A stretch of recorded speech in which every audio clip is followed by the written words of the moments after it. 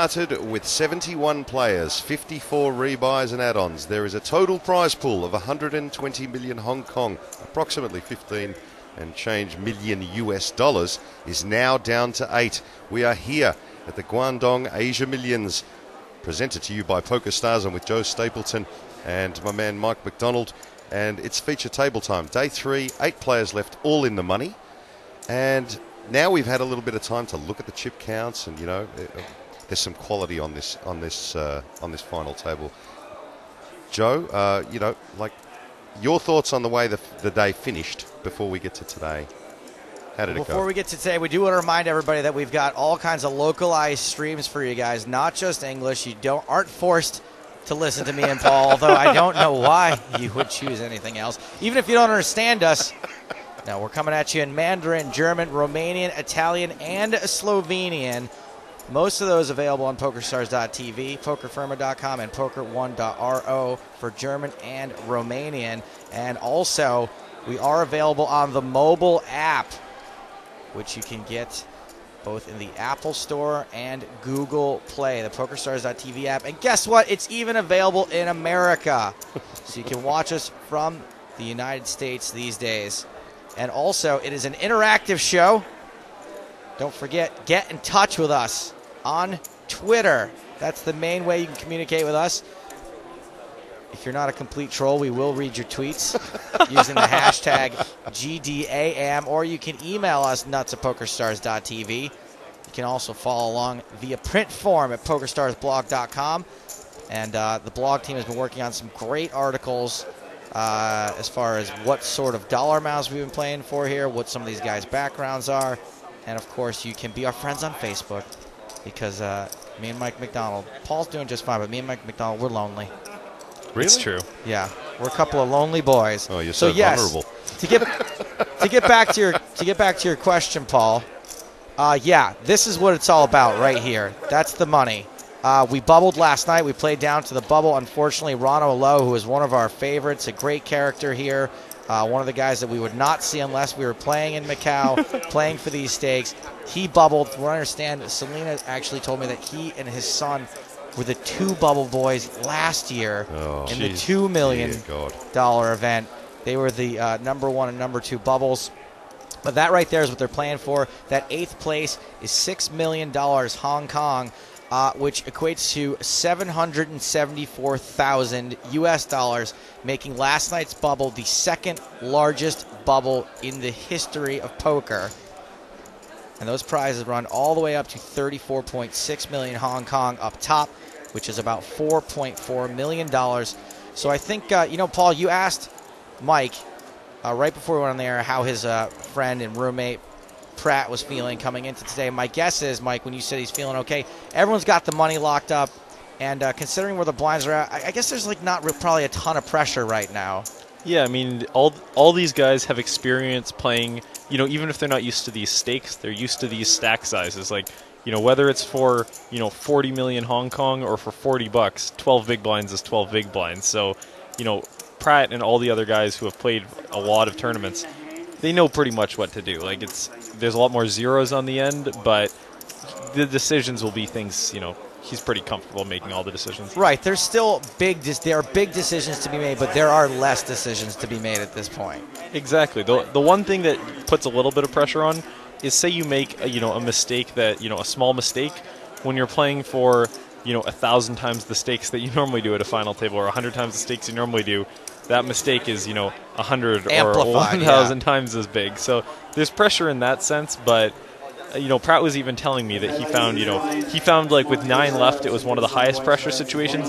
With 8 left, he feels like it's one of the lowest pressure situations. So he's pretty comfortable right now. Right now, we're going to kick it over to Danny McDonough, our tournament director, who is going to introduce our final 8 players. First prize, $34,600,000, and these players are guaranteed a minimum of 6 million Hong Kong. I'm going to go ahead and introduce the players. So starting in seat 1, it's Igor Kurganov from Russia. He's had a big year at the Aussie Millions this year. He was 4th in the 250,000 event high roller, 2nd in the 100,000. He won the 25k there, and he's got 18,400,000 in chips. Good luck today, Igor. Give him a round of applause. I have to ask, what's going on with the shirt? There has to be a reason It's why a man truly an would wear a shirt international like that. field Right? here. C2 Yeah, I mean, it could be a fashion statement, could be Latiga, the result of a born prop in New bet. Zealand, I'm from not entirely America, sure. Residing in Canada at the moment. He's Definitely got haven't seen him wear that shirt before. 13,075,000. I thought I was a good speller, but this guy, he's won the world spelling contest. He's made it through here. Good luck. You've got a good chip stack. 13,075,000. The World Spelling Contest. Jeff Rossiter from Melbourne, Australia. He burst onto the scene 2011 in the Aussie Millions, third place for 7. That'd be 700, Danny. No, 700,000. we got Jeff back. So no, it was 700,000. It wasn't a lie. He also had a big Asia Championship of Poker here last November. Won the warm-up, second in the high roller. Jeff has 12,825,000. Speaking of that warm-up, we're giving away the seat to that thing in today's Seat free four, roll. It's Stay our tuned. short stack. It's Anson Sang. He survived the bubble, a sweat with pocket falls last night. He's got 5,750,000. Plays the big cash games. Good luck today, Anson. We've got a lot of work to do. Only 5.7 Our chip million. leader, and needs no introduction for Sorrell. He's made a number of final tables throughout the world, including Asia Pacific, the Aussie Millions. He's got 28,300,000 in chips. He resides in Canada. Let's give him a round of applause. Big chip leader. That's the man they're all after. Very modest guy too. 28 big blinds. Nick Heineke, so we're off to Germany now. So 15,275,000. He had a good showing in the World Series back in 2007. He's looking, well, it's already his largest tournament score to date today. He's looking for a big result. Good luck, Nick.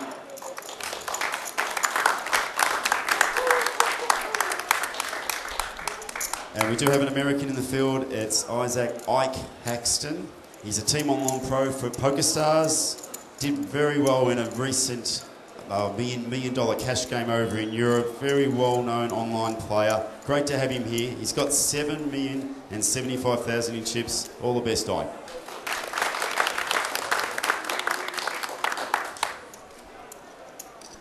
Also at seat A, we have Zhang Tan from Shanghai, China. Even though he only played poker for 4 years after his friend in Europe teach him how to play, but he is now the regular cash game players for the high roller cash games. And also he finished in 4th place in last year Guangdong's event. And he's the second chip leader with 24,300,000. Thank you, Jen.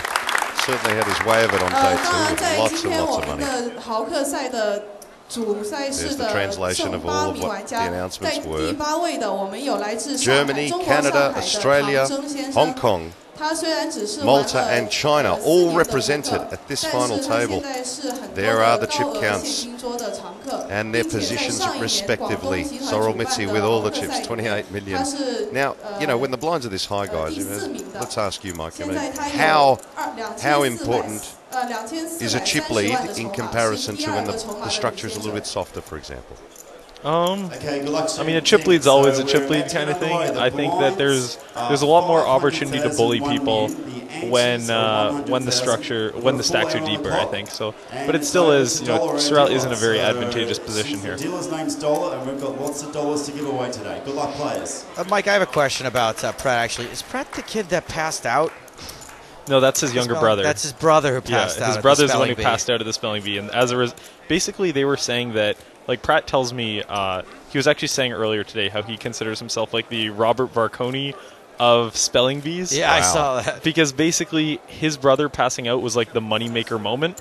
Like after It that, put the documentary Spellbound. That's how the movie opens. Is Yeah. with Pratt's brother passing out. if you look at the ratings, after that, it got about 5 times as many viewers as when he won it. Like now it's something like 10 times as popular as it was when he won it. And it's really, you know, passing out just turned it into a big media event. So that got a ton of publicity. Like more people probably recognize his brother than recognize him as a result of the spelling bee. As it's on the final table, it's folded all the way around past Jeff Rossiter. Anson Tang with 5.7 million is now in the small blind, staring to his left at a very big stack, and Sorrel Mitzi looked like he wanted to pull the trigger with a short stack. And look at that, Sorrel shows kings. What an amazing first hand, and what a bullet to dodge. That is incredible. And just a little bit about a background. We've been playing this tournament for 2 days leading up to this. Last night, the bubble did take a long time, so the blinds got very high. The average stack right now, just 15.6 big blinds. So although Sorel is the chip leader, and he does have almost twice average, that's still only 28 big blinds. So things should move pretty quickly today. Mike was saying he set the line at four-handed at about 16 hands. Yeah, that was my guess. So after seeing the first one get a walk, I'm losing a bit of steam. But yeah, I said 16 hands before we're four-handed. We'll see how that prediction works. And since today's final table may be short, we're going to get you guys the password for the free roll early today. And I cannot stress enough how important it is that you guys play this today. Giving away $1,500 as usual in the free roll. But in addition to that, first place is going to take home a 5-night package to come here to the City of Dreams in Macau, plus $500 cash, plus 2 tickets for the show they do here, plus entry into the APOC warm-up event here in Macau. This is an unbelievable prize to be giving away in a free roll. Today's password is Vivian Im, or Vivian Nim. Vivian Im is the password. So we're going to make you work for it today for that free $5,000 package. Well, we're talking about free roll. I believe it was Igor Kurganov that moved in for about 18 million just then and got no action. You know, Stapes, you talk about free rolls. I mean, we talked for the last 3 days basically about how you and I live in the free roll world, and guys like Mike drive Lamborghinis and don't live in that world. Yet we get to, they're teasing us because we get to sit here and watch it all the time. Do you think we'll ever get there? Well, no. In a word, no. We're like the Lone Rangers. Well, the button is on the big stack, Sorel Mitzi. I have neither the opportunity nor the desire nor the ability to get out of the free roll world. There are no boxes ticked. All eyes on Anson Sang at the moment because he is the short stack at the table. 5 million in chips, and he's taking his time about it. It's good to see he's not rushing. No rushes of blood. Sorel, usually the kind of player that will put pressure when he can. Nobody's really exerted themselves. It's only been moves, and look at this. Sorel moves all in. He just moves all in on the button. Just Ike Haxton. Put the pressure on Ike. No deal. Mike, what do you think of that move? What's Sorel saying there with that kind of move? Other than the words literally all in, what is he saying? I mean, he's saying he has a decent hand, but usually not a super good hand. Now, is he being courteous with a big stack, sort of saying, well, look, I'm just moving in here. This is how good my hand is? Or No. He's not courteous at the table. Great guy, but not courteous at the table. Yeah, I mean, he knows that basically with Anson being so short stacked, the blinds won't want to, spike call him super, super wide. So he just, when there are shorter stacks than guys like Ike and Nicholas at the table, him moving in there is usually him saying, hey, look, I'm likely to have the best hand, but not a hand where I really want action. So Ike with 5.7, for example. Yeah, so Ike's still, he's second shortest, like he had 7 million before that hand. So, Ike's still going to call if he has, like a top 10% hand or something, but he just wants to make sure that Ike doesn't get in the pot with Jack 10 off calling him in raise or something. Anson folds again, so waiting for the right hand, trying to get it in good. Obviously, so much money at stake. Everybody here really trying to make a big dent in Macau. It's been so long, and now it folds around to Ike. And it looks like he's announced all in. And Tang Jing just sort of moved his chips forward. That's his big blind, though. Almost thought he called, but looks like he's calling. He is. He is calling. He is calling. So Ike Haxton, our first player at risk, moves in with Queen 7 offsuit. And Tang Jing with King Jack offsuit. Oh, King Jack of clubs, I beg your pardon. So 60-40 here. Mike, talk us through what you're going to see here. Is that a good call? Easy call? Yeah. Absolute easy call. Ike obviously has to shove with paint there, right, with the queen. I would guess so. Here's a flop. Ace Ike 6-7. catches a 7. Wow. Tang Jing not looking very happy. Ike in a very good spot to double up right now. Wow. Tang now behind. Tang Jing needs a king or a jack or a 10. No, the turn. is an ace of diamonds. Good card for Ike. Big river. Ike's got to dodge a king or a jack. And the river is a 9 of diamonds, and he does it. So the 7, pair of 7s for Ike Haxton will win this pot. Bring him right back up. Tang Jing taking an early hit. And unfortunately for Ike, Ike is one of the best players in this tournament, if not the best player. But him doubling up to 10 big blinds really doesn't make him much of a threat yet. He's still basically in the same spot. What it does affect, however, is Anson Sang now in a really, really bad spot. And something we haven't mentioned is we talked about why you want to outlast this short stack on the bubble. But something, obviously everyone's looking for that big prize, $4.4 million on top. But there are giant jumps between these payouts, which it happens in all tournaments. But these, because the figures are so big already, the jumps are even bigger. Now, like, proportionally, they're not massive jumps. They're actually, like, really decent jumps compared to most tournaments, I think. But the difference between 8th and 7th place is 150,000 US dollars, just about. So you outlast the guy with 5 big blinds, you just scored another 150K. That matters. Yeah, no, it is. Even though percentage-wise it's not that huge, there's no way that, like, the other players at the table were rooting for Ike to win that. Yeah, absolutely. Everyone wants everyone else to go broke. We should also mention, too, that all of the players at this table, of all the players, Ike and Igor are the only two who rebought twice, who bought both bullets, both optional rebuys. Nick, Sorrell, and Anson Sang all used 1 rebuy, which means Pratt is just in for 1 bullet. Jeffrey Rossiter in for just 1 bullet. And who am I missing? Who's the last one? Who have I not mentioned? Sven Nicholas Heineke. No, I Heineker's think in for I one think you mentioned rebuy. him. You got Igor. Tang. Zhang Tang in for 1 bullet. Oh, nice. Yeah, it's good to see 3 guys at the final table making it in for 1.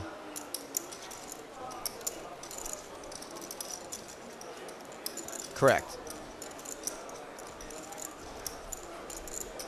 Well, we have a little bit of action here. Looks like it's an announcement from all in from Anson Sang. So we've been waiting for it, and he's just made his move. 4.75 million. Folds all the way around to Igor. He has to think about it. Looks like Igor probably doesn't have anything too great here. Igor, one of the bigger stacks. Second in chips with 20 big blinds. I'm going to guess that Igor ends up calling, and I'm going to guess he has like a middling. Oh, no. Wrong there. I'm very curious as to find out what he had, but Probably had the exact type of hand that you were going to guess he would call with. He just ended up folding with it. I'm guessing he and I would call similar types of hands. Like I was guessing he was going to have something like a Jack 9 and call. He probably had something like a 10-7 and folded, or something. Like he probably had average to slightly below average hand there is about what I would say. And because the bubble went on so long yesterday, when we ended play, there were 25 minutes left on the 500,000, 1 million level. Now, we didn't roll the blinds back an entire level, but we did start today fresh on that same level to give these guys at least a little bit more play. Because otherwise, 25 minutes in today, blinds would have gone to 700,000, 1.4 million, which would have made the average stack something like 9 big blinds.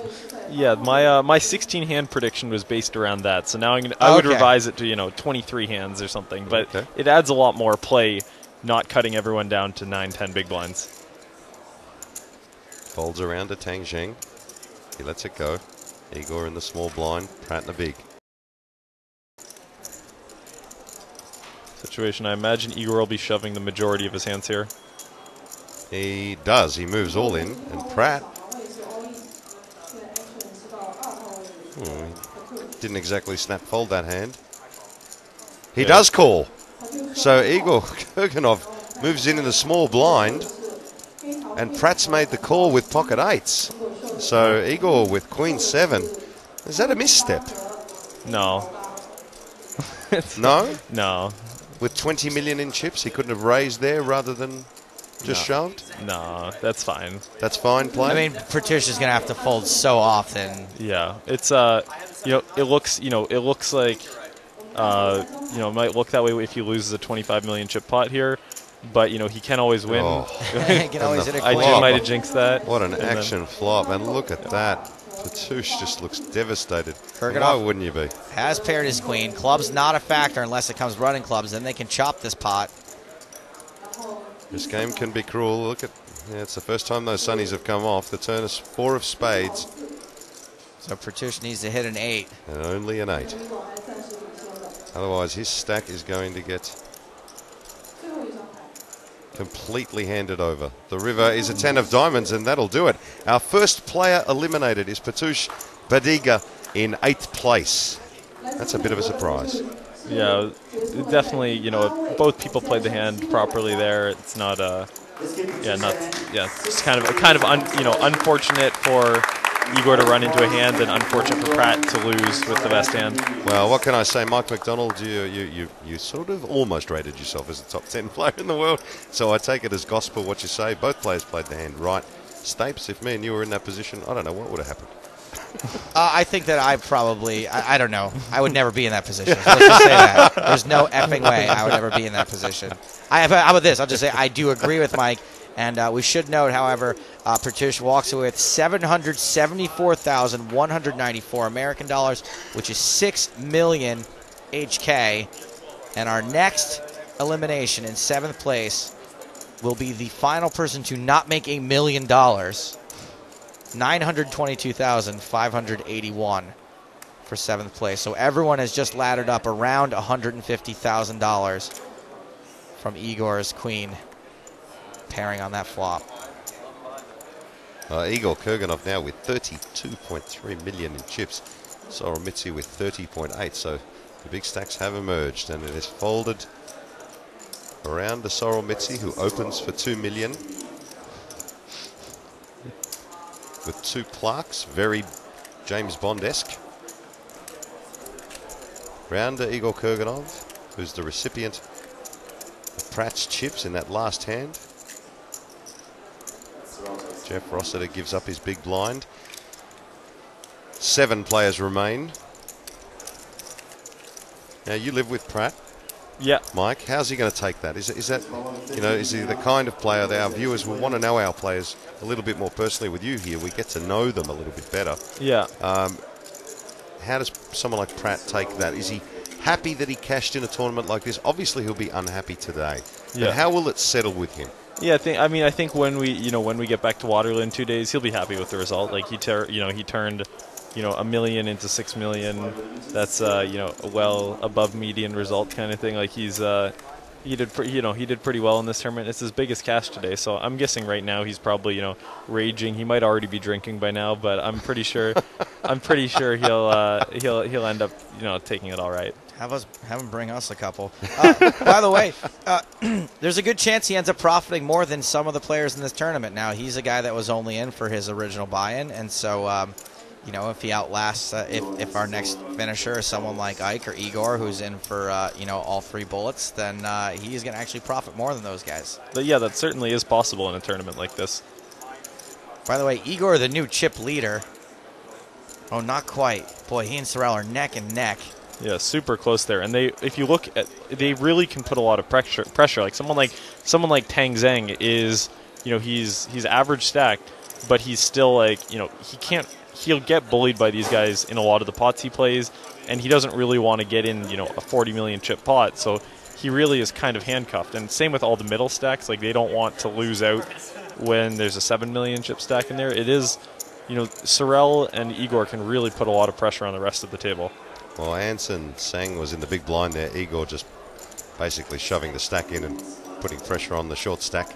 And you'd expect that from Igor. I still want to know why he's wearing a shirt like that. There's got to be a good reason. He's Steve? Russian. That's the other, what? Please explain. Have you ever seen the way Russian people dress? There are the chip counts, and with that pot, Igor Kurganov is now the chip leader with 34.375 million. Sorel Mitzi right up the top next to him. Tang Zheng a little bit further back at 17 million. Heinecker at 12. Ike Haxton at 11.7. Jeff Rossiter at 10. And Anson Sang is now the short stack and has been for almost the entire time of our final table coverage. And there's our payout. Hong Kong $6 million to Pratt, who's probably at the bar. Here's another reason Igor could be wearing that shirt. It's awesome. Action on Ike Haxton. It's totally baller. His favorite show is Magnum PI. Lots of reasons. Holds around to Ike, who's sitting on 11.7 million. Blinds are at 500,000, 1 million, with a 100,000 ante.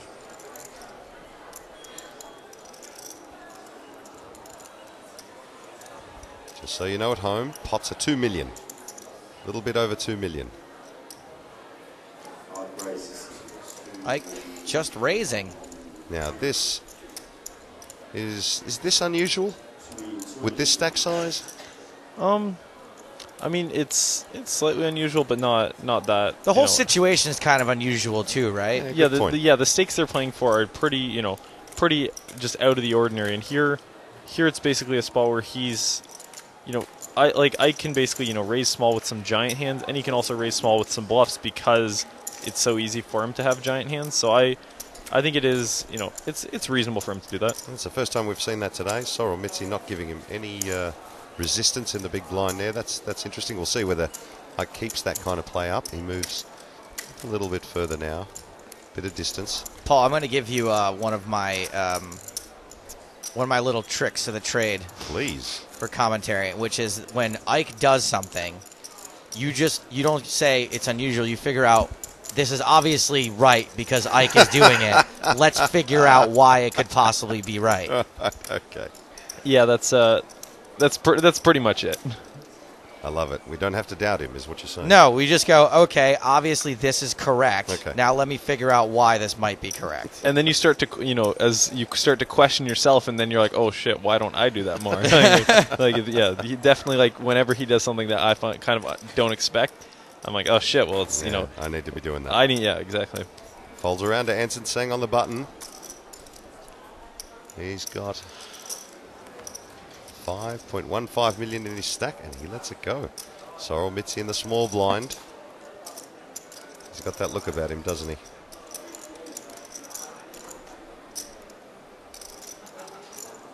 And he announces all in over to Heineke, and he lets it go. So Sorrel, a little bit of no nonsense there, has been that way. We expect that from a player like as accomplished as Sorrel.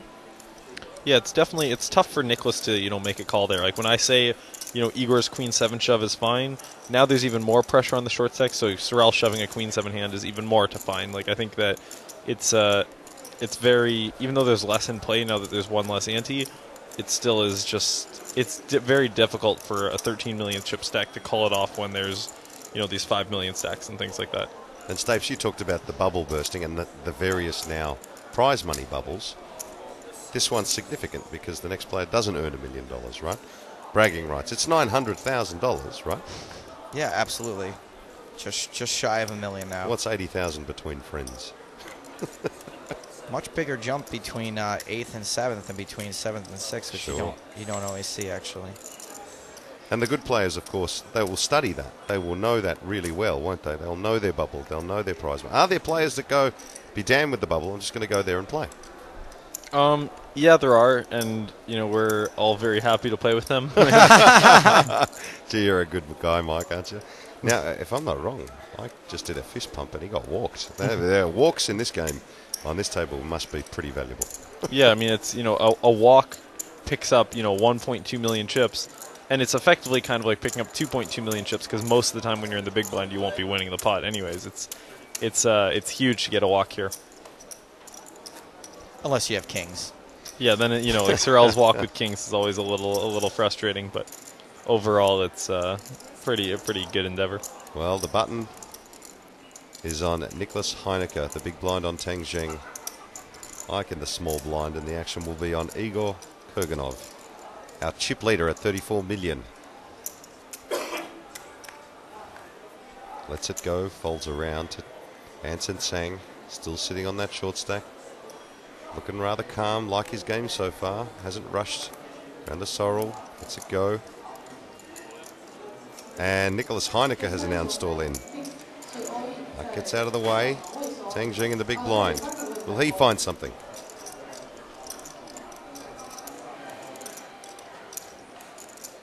Taking a long, hard look. These guys that, you know, are table game players, they love a good squeeze. They do, don't they? Lets it go. So Nicholas Heineke wins his first pot of the feature table. That was one thing I was actually really impressed by in this tournament, is how little the cards got mangled throughout the tournament. Like, I was expecting when guys are squeezing out the cards for them to get bent a lot the way they do at the baccarat tables, but, you know, there were hardly any, you know, damaged cards in this tournament, which is impressive. It is, for people who have never been to Macau or never sweated high-stakes baccarat, it really is impressive. Just they go through tons of decks, don't they? Every hand they go through a deck of cards. Like, basically every single hand, people bend up the cards. Like, literally, it just, you know, the first time you see it, it sends like a chill down your spine. The fact they basically just fold up the cards, crumple them up. Like, you never, if someone like this were to do this with your own deck of cards, you'd be just super annoyed with them. But they do this hand after hand after hand. It's just how they get that sweat trying to figure out, you know, how many across it is, you know, what their outs are for making, you know, natural 9 or whatever. They really take sweating the cards very, very seriously. And if they don't like them, they rip them up. Exactly, just tear them up, you know, and it, you know, the casino obviously doesn't care at all when the stakes they're playing for are just astronomical. It's a funny sight to see. There's a kind of romance about it, isn't there? The way they look at their cards. They're very attached to the ritual, I guess. The button on Teng Zheng, the big blind on Jeff Rossiter. The action will be on our short stack at the table. Anson Tseng really needs to think about making something happen. I'm sure he is.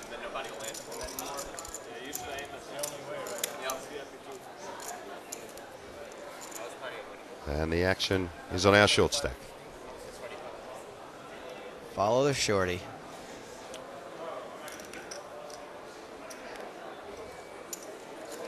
And folds around to Sorrel. So here's a situation with Anson. Basically, when he has 5 big blinds, he can still get a fold. Now, after posting the blinds, he's going to have 3 big blinds. So he's kind of in a situation where he has to get all in the next orbit or two. There's no real opportunities for him to be picking up the pot. So now he's definitely, you know, he clearly had bad hands the last orbit, and now there will definitely be some all-ins in the next little while. Well, Teng Zheng raising to 2 million on the button, and Igor Kurganov taking a look. Looks a little bit like Adrian Brody. And Jeff Rossiter lets go of his big blind. So Teng Zheng takes down a nice pot. Definitely got the similar hair there.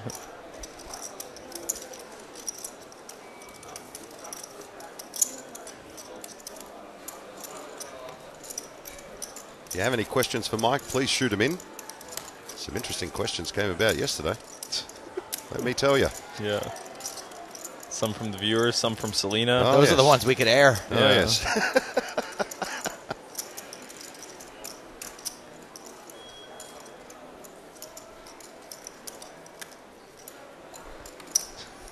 Button on Igor Kurganov. Now the short stack is the big blind. Get a lot more comments on Twitter today than we are questions. Get your questions in. Some good comments, though, that's for sure.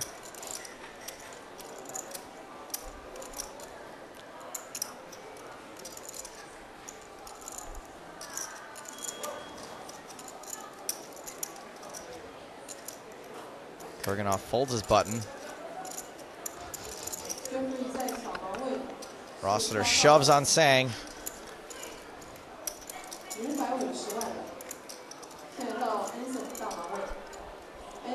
And look at this, Tseng Anson calls. Tseng calls. So Jeff Rossiter moves in, shows what looks to be King 10, and Anson Tseng with a 6.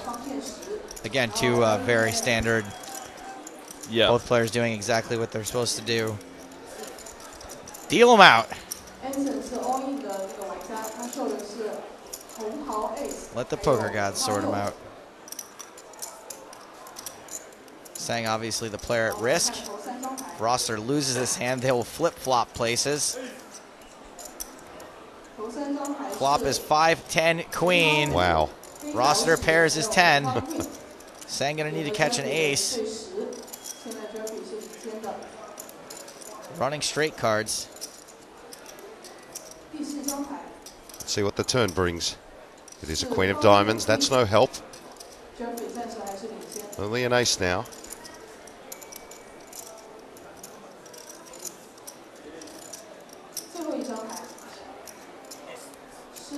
And the river is a 10. So Jeff Rossiter will eliminate Anson Sang in 7th place. He shakes the hands of all the players at the final table, and he will take home 7.15 million Hong Kong dollars. Which is 922,000 US, just shy of $1 million. Everyone else at this table now guaranteed at least $1 million US. Jeff Rossiter now up to 14 million. Stacks consolidating just a little bit. Ike now back. He's second shortest. Nicholas Heineker's our short stack. Yeah. So each of the first couple of pay increases were about $1 million. This one's now up to $2 million. So here's where it starts. The value of survival becomes more and more substantial. So again, Igor, Sorel have even more kind of bullying potential than they did before. And especially if one of them knocks a player out, then they'll be in a very kind of powerful position. And when Mike says $1 million, it's 300,000 US now between 6th and 5th place. So again, percentage-wise, not massive, but just an insane amount of money. Well, we're giving away now plus 1 million US for every place busting from here until we give all those trophies away, especially the winner's prize. Action on Igor Kurganov with 34 million in chips. He is our chip leader.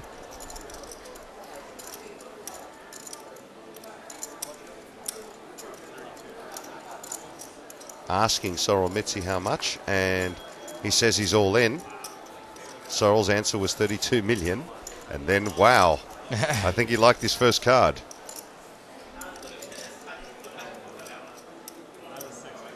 No, he shows a 6 of spades. The other one's no good, so Sorel's going to fold. Got a bit excited there.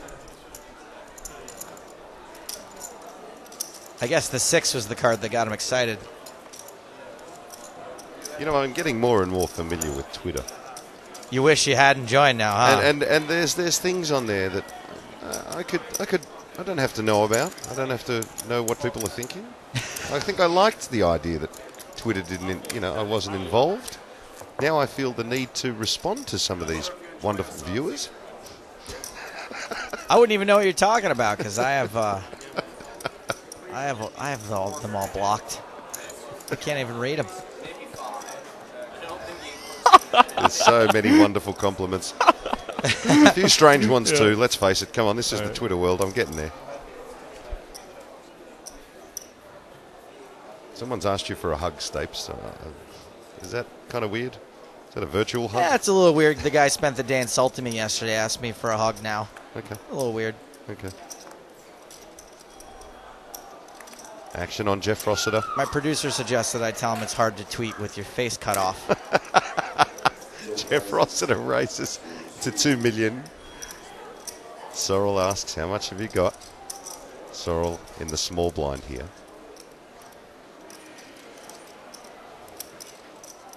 He'll do it too. He has a knife and everything.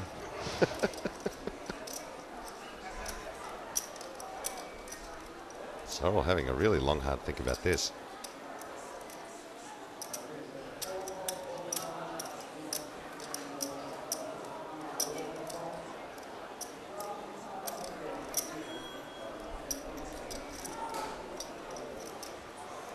And he announces all in, so Sorel Mitzi makes the move.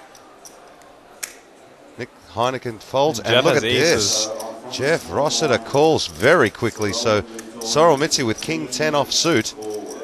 And Jeff Rossiter with aces. What a spot for him to pick up that hand. And this is exactly why you raise small like that, because it is a little deceptive. You give someone with a playable hand just the opportunity to hang themselves and to ship over the top of you. And it's just a button. Yeah, and it's just a button open. Like if he folds this, Sorel's picking up over 4 million chips. Like it really, if Sorel were to get that re-steal through, he'd have been running away with the tournament. Well, Jeff Rossiter with around 14 million. Sorel Mitzi with 31 at the start of this hand. Will be a massive dent to Sorel's stack. It's a massive favourite here, as you can see by the percentages.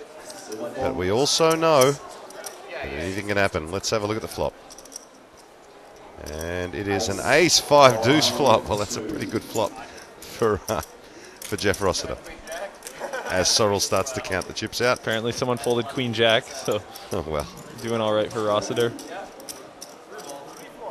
The turn is a king. And that'll lock the hand up. So Jeff Rossiter will double through Sorrel Mitzi. A very big turn already on this final table. And yeah, now Jeff is in a really great seat here. The fact that he has position on the other big stack, and then it's all short stacks after that. It's this kind of a situation where it'll get into an interesting game of chicken, where now he can like throw out his min raises, risk 2 million to win a little over 2 million, and the other guys know, if they double up, cool, but if they out, it's a bit of a catastrophe. So he's definitely in a more favorable spot than Igor here, I'd say. And so what do you think of Sorrel's play there with King 10? Is that kind of a standard play as well? We talked about the mechanics of a lot of these decisions. They are very mechanical at this final table, but was that? I'd say I think most people with that stack size in Jeff's shoes have a tendency to raise the button too wide. I think against most people, Sorrel's shove is fine. In my somewhat limited experience with Jeff, I think he's one of the few guys who will raise a reasonable range on the button. Like, I don't think he's just always stealing there because he knows he's getting 3-bet a decent amount. I would guess against him it's maybe a slight mistake, but not like, that's the thing about these hands. You see these big pots, it's easy to critique someone for what they did to lose a big pot. But I think Sorrel's play there, it could be a slight misstep, but it's by no means a big error. Sure. So you won't get off this table and go, wow, Yeah. Well, he might. Just because of the way the result of it. Exactly. Like, for me, I'll have hands. I'll lose a pot where if I'm in Jeff's shoes and say Sorrel beat me there, I'll think to myself, oh, maybe if I went all in, I would have taken down the blinds and he wouldn't have called me and I'd still be in. Like, it's just. It's the nature of the game, isn't it? I think what happens with professional poker players is you train yourself so much to not be results based, but like, these stakes here are just so astronomical. Like, no one gets to the long run. The guys who win the coin flips at this final table win a bunch of money. The guys who don't win a bunch less, and there is no long run, so it's hard not to be slightly results based. It looks like Tang Zheng has announced all in, and he will take down the pot. Uncontested. I have a question from Al. Well, it's not a question. It's just want to say what's up to the Gadam crew. Doing a great job, entertaining as always, from Al Bieber. Thank you, Al. Thanks, Al. You're getting the hang of it, Paul. There you go. Justin Heffernan. Hey again, Gadam. Talking of so much money for this table. What would these guys make or lose in a year? More money? More risk? Sorry, could you repeat that question? Well, if you're talking about some of the Asian businessmen that played in this tournament, I'm sure that they make a lot more than this in a year. Yeah, I think the Asian businessmen are, they're the ones who are winning at life, and then us poker players, we're the fish at life kind of thing. Like, the guys who can play these tournaments for fun, they're doing all right for themselves. Igor Kurganov raised to 2 million and is going to get looked up by Tang Zheng in the big blind. So we will see a flop. Not many of these today, such high blind levels. The flop is Jack 10 deuce, 2 clubs, pretty connected board. And Tang Zheng checks. Over to Igor. Wonder what kinds of hands that Tang is defending his big blind with, but not shoving with. I'd say a lot of hands that kind of connect with that board. Like, I think it's going to be a lot of suited broadways, a lot of just kind of big card hands that aren't as strong as Ace King. Your Queen 10s, some middle pairs. Like, I think that if Tang snap folds here, which I don't think he will, often he'll have like calls. 8s. Wow. Well, the bet was 2.8 million. So Igor and Tang Zheng couldn't get that in quick enough. Yeah, so here I would say I think a Queen 10 is a little less likely than like a Queen Jack type hand. Yeah. I think he's going to have a decent amount of top pairs and then a decent amount of draws.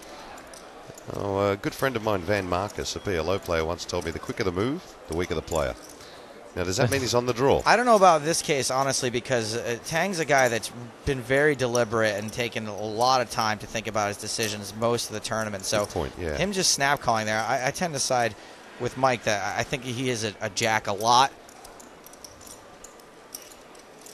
I don't even know if he calls as quickly with with a big draw. I think he still thinks about it. He checked very quickly as well after calling very quickly. Igor's got to be thinking about that. And also with some of his big draws, like I think, you know, if he has, you know, ace queen of clubs, or if he has, you know, queen jack of clubs, he'd often probably just be check raising. He has to think about raising. Yeah, at least. exactly. The quick call I think is, I'm gonna guess it's a lot of top pair type hands. Igor Igor Kurganov is is- readying 4 million by the looks of things. That's what we think. It's like Igor- 5, I think, 4.9 or 5. Yeah. 5 million is the bet now. That'll put Tang Jing to the test. I mean, what do we think the likelihood is that Igor has better than top pair, because he just seems undeterred. Yeah, I think it's pretty likely here that Igor has ace jack or better. I think he'd often be betting bigger than this with his combo draws. Like if he has, you know, ace 4 of spades or something, I'd Yeah. often think he'd be trying to kind of blow him off the top pair a little more often. If I were to guess his hand, I think it's something like an ace jack where he's getting it in, and he thinks Tang is fairly interested in the hand. Now may have played more with Tang than me, and maybe can read into this as, you know, weakness with the quick flop call. But I'm reading into it as a reasonable hand a decent amount of the time. So I think Igor had ace jack or better. And Tang Jing lets it go. So a big pot there, going the way of Igor Kurganov, now over 40 million in chips. And Tang Zheng, who had a wonderful day yesterday, slips to 14.2. The story continues. There are the final table chip counts. Igor with 41. Jeff Rossiter moved up to 30 million. Sorrel Mitzi slipped down to 17. Tang Zheng, 14 million. Ike Axton at 12. And Nicholas Heineke, now the short stack at 11. So both Ike and Nicholas really need to start thinking about making something happen. Yeah. I keep saying that, but I'm sure they're always thinking about making something happen. Yeah, I mean that's the thing. Like it's not like a normal tournament where you get short stacked. It means you've been blinding down for 2 hours or something. Here they've each blinded down for an orbit kind of thing. Yeah. There's, you know, they're sticking to their ranges. I doubt that, you know, they're going to be, you know, pulling like last minute changes to their strategy. Folds around to Heineke. He's having a think about it. And I believe he's announced all in. Yes, he has. Tang Zheng folds. Igor in the big blind for 11 million, and he gets out of the way. So Nicholas Heineke timing his bets just enough to survive. 13 million. Nicholas Heineke looks like he flew here in a prop plane. The world of tomorrow here in Macau, playing poker with some of the world's greats. Oh, Joe Stapleton. High stakes, high flying adventure. I love it. If you have any questions for us or any of the pilots on the final table, let us know. Joe Stapleton, Mike McDonald, and I'm Paul Curry. We're here till the end, and we crown a winner. The one thing I've got to say about Nicholas is I always like hearing final table bios of tournaments, because, you know, sometimes a player gets way oversold, sometimes they get way undersold. And here, you know, Nicholas's final table bio is about the worst sales job you could ever do for a player of his caliber. Like, yeah. he's you know, when you were saying, you know, Ike plays perfect, like he's, you know, on Ike's level. A lot of people would argue he's a better player than Ike. He's an incredibly, like, he's, you know, like probably a top 5 poker player in the world. He's extremely good, and their sales job of him was that he had, you know, like a 60th place finish in a tournament in 2007 or something. Yeah, I mean, I had no idea who he was when he showed up in Monte Carlo, and everyone was like, oh, no. Sorrel Mitzi raised to 2 million, and Ike Haxton has moved in for just under 12. Over to Tang Zheng on the button.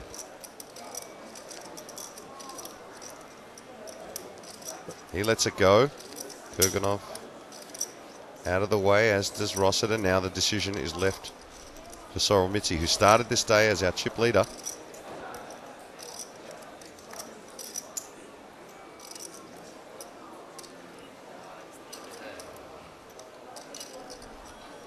Big decision.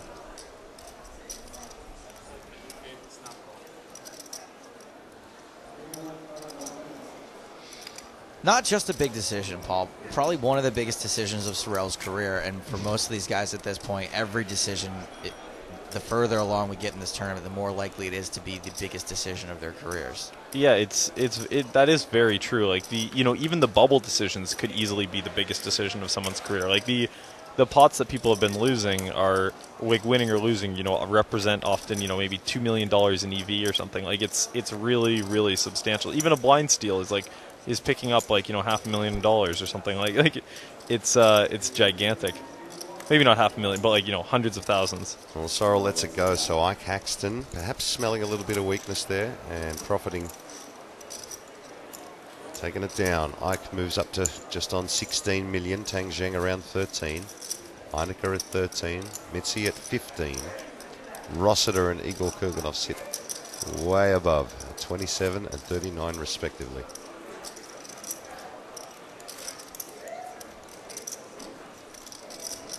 Ryan writes in to say, I have no questions, but since you keep asking, what's the capital of Nicaragua? Anyone? I have no idea. I believe it is El Paso. I should know this one. I used to know this. Really? Yeah. No, I was pretty smart back in the day. What about Stapes? Back before alcohol. Is there a reason Comedy Central hasn't offered you a sitcom yet? Somebody really thinks you're funny out there. Thank you, John. I'm sure there's lots of reasons.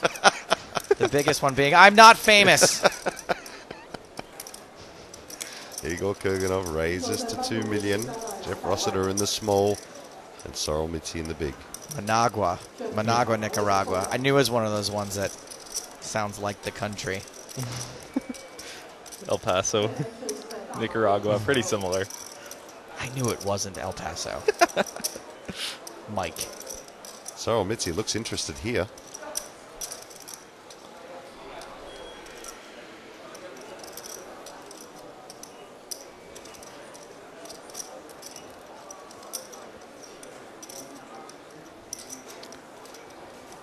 And here's a situation I think Igor will be opening the button very, very wide.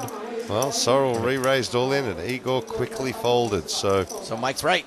Mitzi knows. Mitzi knows. It's a situation where Jeff doesn't have that many options. Like basically, when I was talking about how Jeff's in a good spot to have position on Igor, when Igor is the button is the one time he doesn't have position, and with his big chip advantage, Igor can open a lot there, and basically, Jeff doesn't want to shove 27 million. He doesn't want to defend and be out of position. He doesn't want to 3-bet fold. Like, there aren't that many. He doesn't want to 3-bet and get called. So there aren't many things Jeff can do. So Igor is, can open that button knowing Jeff won't play back a ton.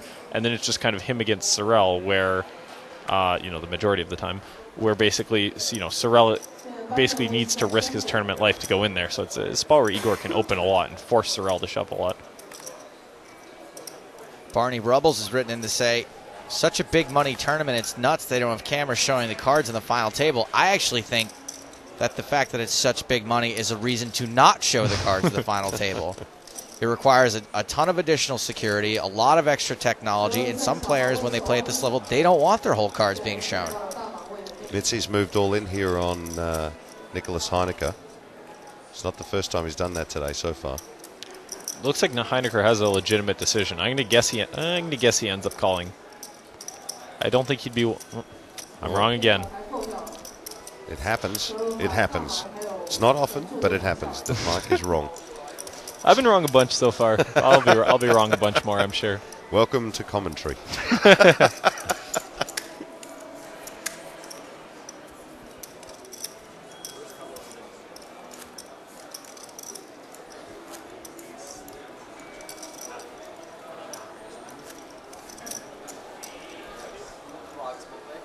15 minutes left on this level.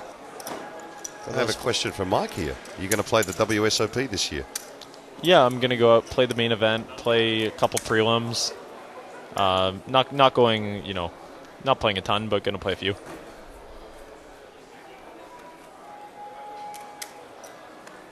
Looks like the big blind is on Ike Haxton. Jeff Rossiter folds around to Sorrel Mitzi on the button, who's been pretty aggressive in this spot. Asking Ike for a count. Just over 15 for Mike.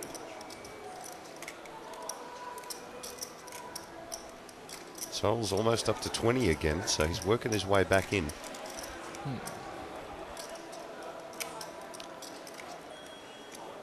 And he announces all in. Action on Kurganov, gets out of the way. Ike Haxton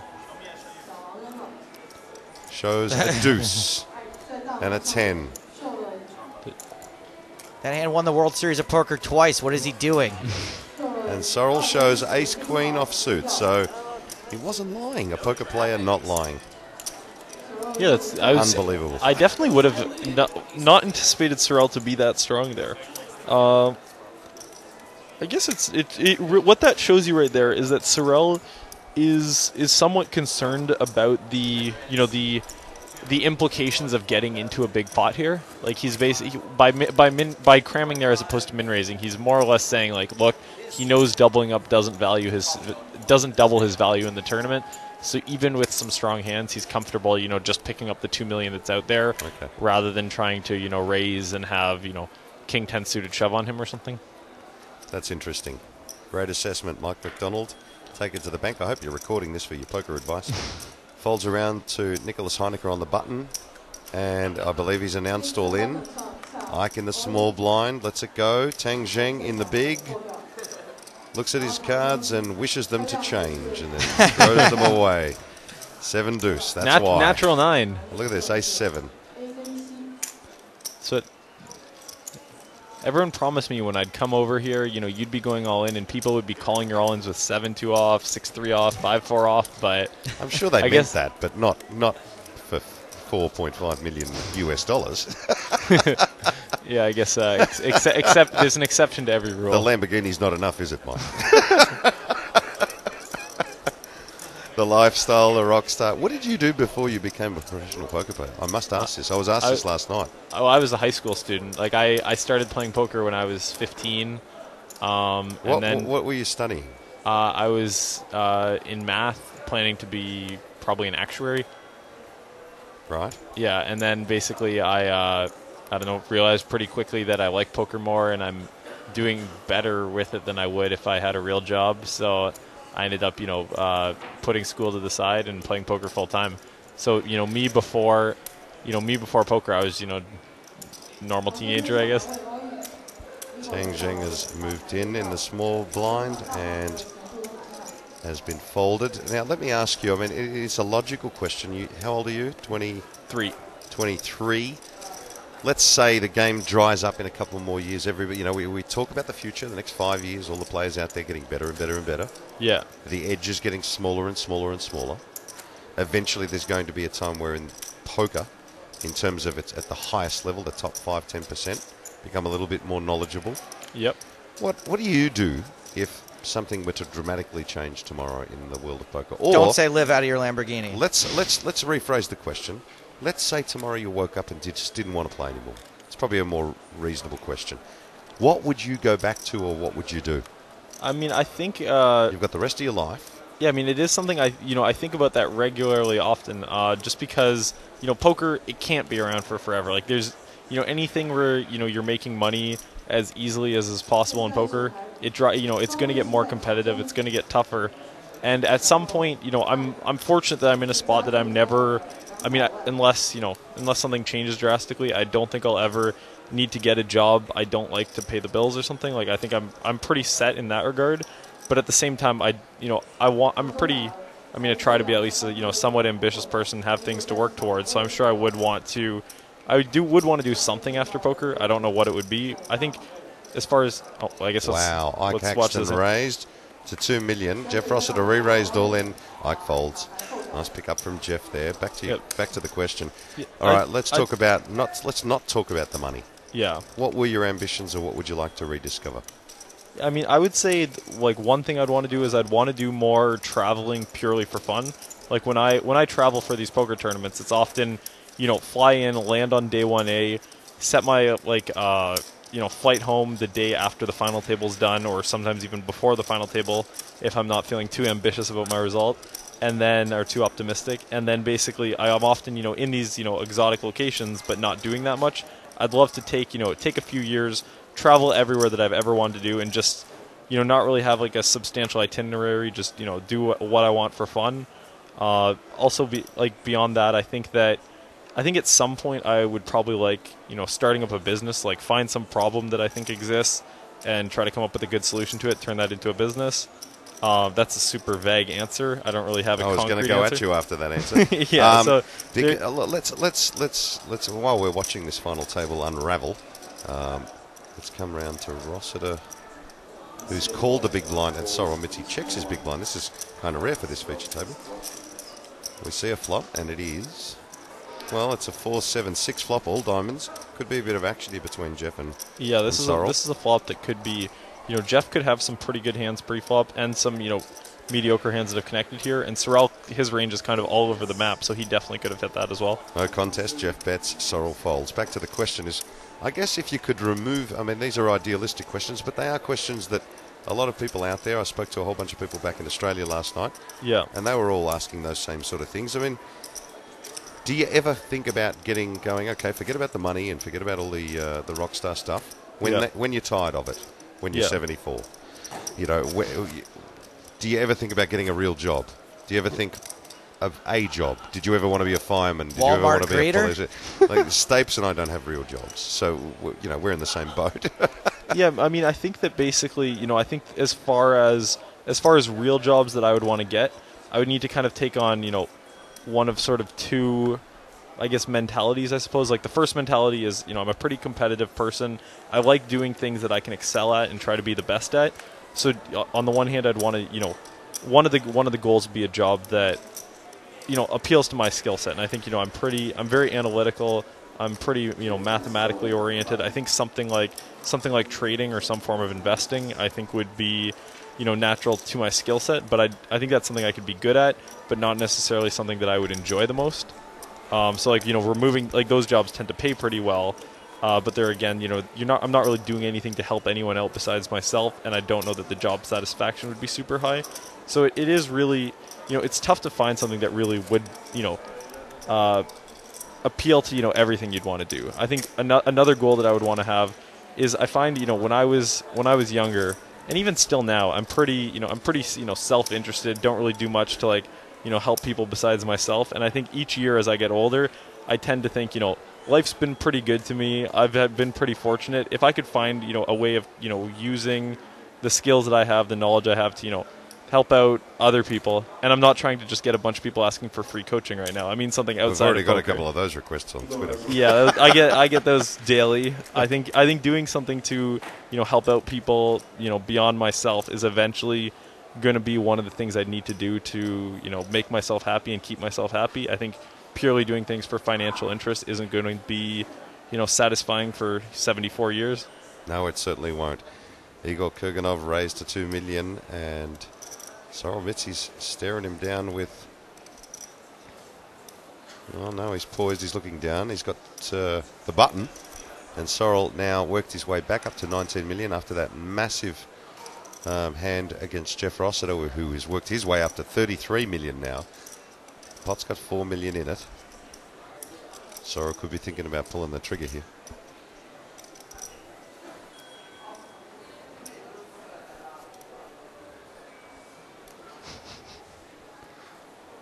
In this spot, I mean, is he really thinking about, is he really thinking about the possibility of folding, or is he just posturing? Do players posture for 20 seconds and then make their move just to confuse the opponents? Or I know that some players that do that. It is definitely like he could be thinking about a few things. He could be thinking about whether he should be only going all in or possibly re-raising non-all in. Well, he's done that. He's moved all in. Ike gets out of the way. Back round to Igor Kurganov, and he folds. So clear there that Sorrel has done this a couple of times to Igor. Will that shut him down? Is he the kind of player that will back down now?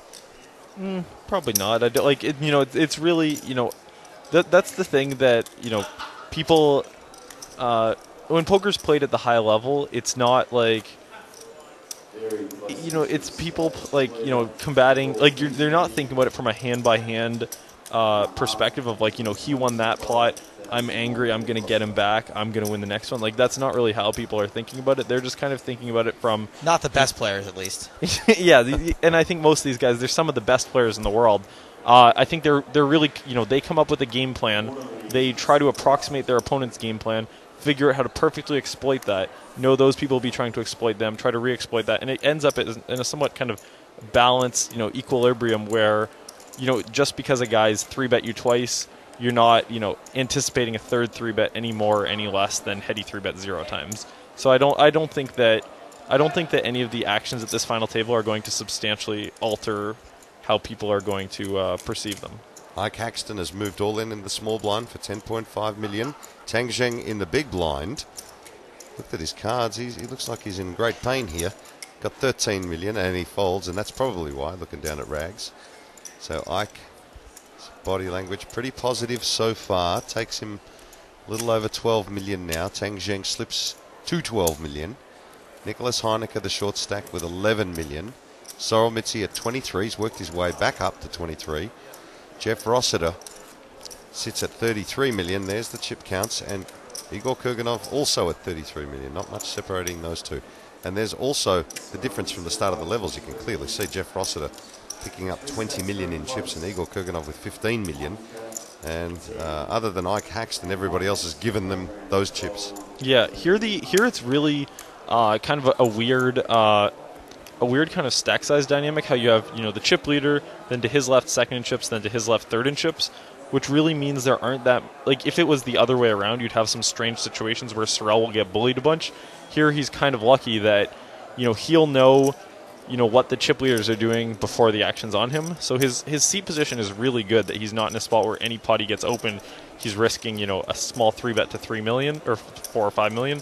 So basically, it could be you could lead to some more interesting situations if the seats were changed. But when it goes giant stack, big stack, third in chips, like all to the left of each other, it kind of makes the final table a little simpler, I guess. Well, only 2 minutes left in this level, and that means the blinds will go up to 700,000, 1.4 million, with a 200,000 ante. Remarkable amount in the middle, so that'll sort of stir things up again. And that'll put a lot more pressure on the 3 short stacks. Like that's, my predictions for the number of hands was going to take were clearly way off. I was guessing the whole final table would be done in 50 hands, but it's going at a much more relaxed pace than I would have guessed. 6 players, all of them now, will make over $1 million US. First prize, $4.464 million US. 34.6 million Hong Kong. Second prize, 24,500,000, or $3.161 US million. And depending on who takes this thing down, it could be a very lucrative night for the Baccarat tables here at the Hard Rock. Well, it's definitely going to be their shout. In Australia, that would be tradition, right?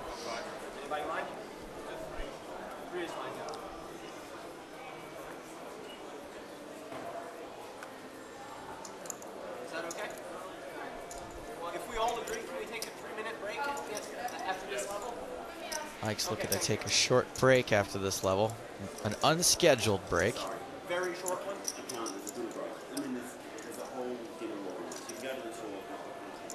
Bloodlow writes in to say, poker fan in me wants Ike versus Igor. Heads up for like 10 hours. Party fan in me wants a 6-way all-in right now. It's a good tweet. You can put 3 on the clock and start dealing if I'm not back. Good old Ben Ludlow. Tang Zheng raises to 2 million, folds around to Sorel Mitzi now. And he lets it go. Yeah, it's nice that they were willing to cater to the players, give them that 3-minute break. It's always, it's always annoying when you're playing for this much money and, you need to take a piss and the organizers won't allow you to. Like, the extra couple minutes they're giving Ike is, pretty Like, excuse pretty me, I'm about to be a millionaire. Could I at least just go to the can? So I don't look bad when I win it. We are also going to take a short break. Looks like they're going to play one more hand at this level. We will also take a short break, as a 3-minute break is typically not a 3-minute break when it comes to poker. So we're not going to sit here and make you. I think it's going to be I'm guessing it's going to be an actual 3-minute break here. I think that this is something like. I think the intention is if this hand takes a couple minutes, Ike's going to be back, and then they're going to instantly start dealing again. I think he basically said they can throw 3 minutes on the clock and blind him out if he's not back in 3. So I think it's just, he drank a few too many waters at the table and now needs to run to the can. Well, if the players take a break, we will take a break. If not, we will stay with the action. Tang Zheng raises to 2 million. Sorrel in the small blind. Folds. And as does Nicholas Heineke. So we are on a 3-minute break, ladies and gentlemen. Don't go anywhere. Maybe you should have a break too at home. Run to the bathroom, grab a drink, grab a coffee. We're here until the end, and we crown a champion at the Gadam 2013 Asia Millions.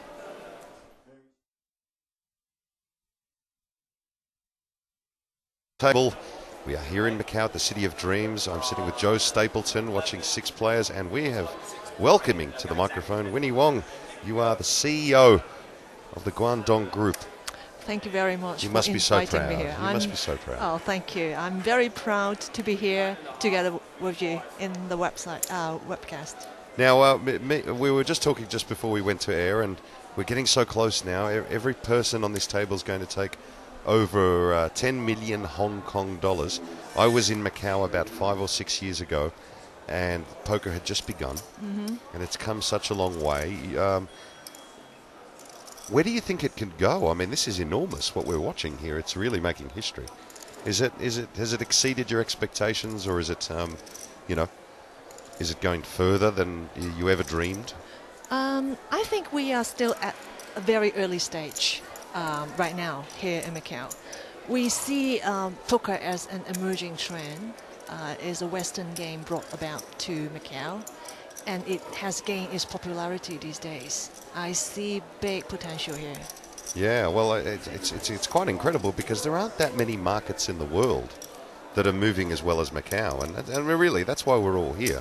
The Guangdong Group, tell us a little bit about, I know you're the CEO, and that makes you very intimidating, let me tell you. So tell us about the Guangdong Group. Wait, she's what? The CEO. Oh, God. I'm gonna...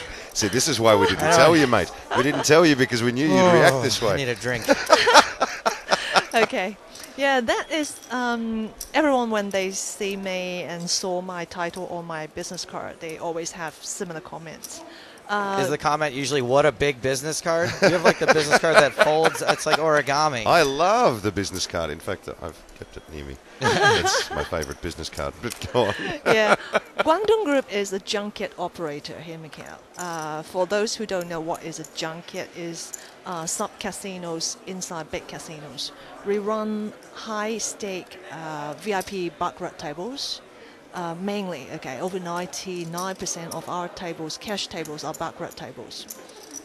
The group has we have 14 VIP rooms in all major casinos here in Macau. We have over 220 tables running around the clock throughout the year. That is a huge operation. So you put players and tables together, basically? We have agents, we have our own customers, we have our own database. And look at this. So we're just going to digress back to the final table because Nicholas Heineke moved all in on the button, and Ike Haxton took a little bit of time there and eventually did call. So Ace-5 up against Pocket 10s. Ike Haxton is all in for 9.85 million. Heineke all in for 8.75 million. They're pretty close. And you can just see how huge a decision this was for Ike. He thought about it for a second. Obviously, Ike is never folding 2 10s in this spot, but it's just such big money, such an incredible spot that Ike just took a little extra time to make this decision. Heineke, you can see by the percentages there, Stapes, a big underdog there. Heineke at 30% now to win the hand. Well, it's actually going to drop considerably after this flop. Queen, deuce, queen. Heineke only looking to hit an ace or running wheel cards. Turn a jack of diamonds. Jack is no help. So it's just an ace now. Heineke is the player at risk. If he does not spike the ace here, he will be eliminated.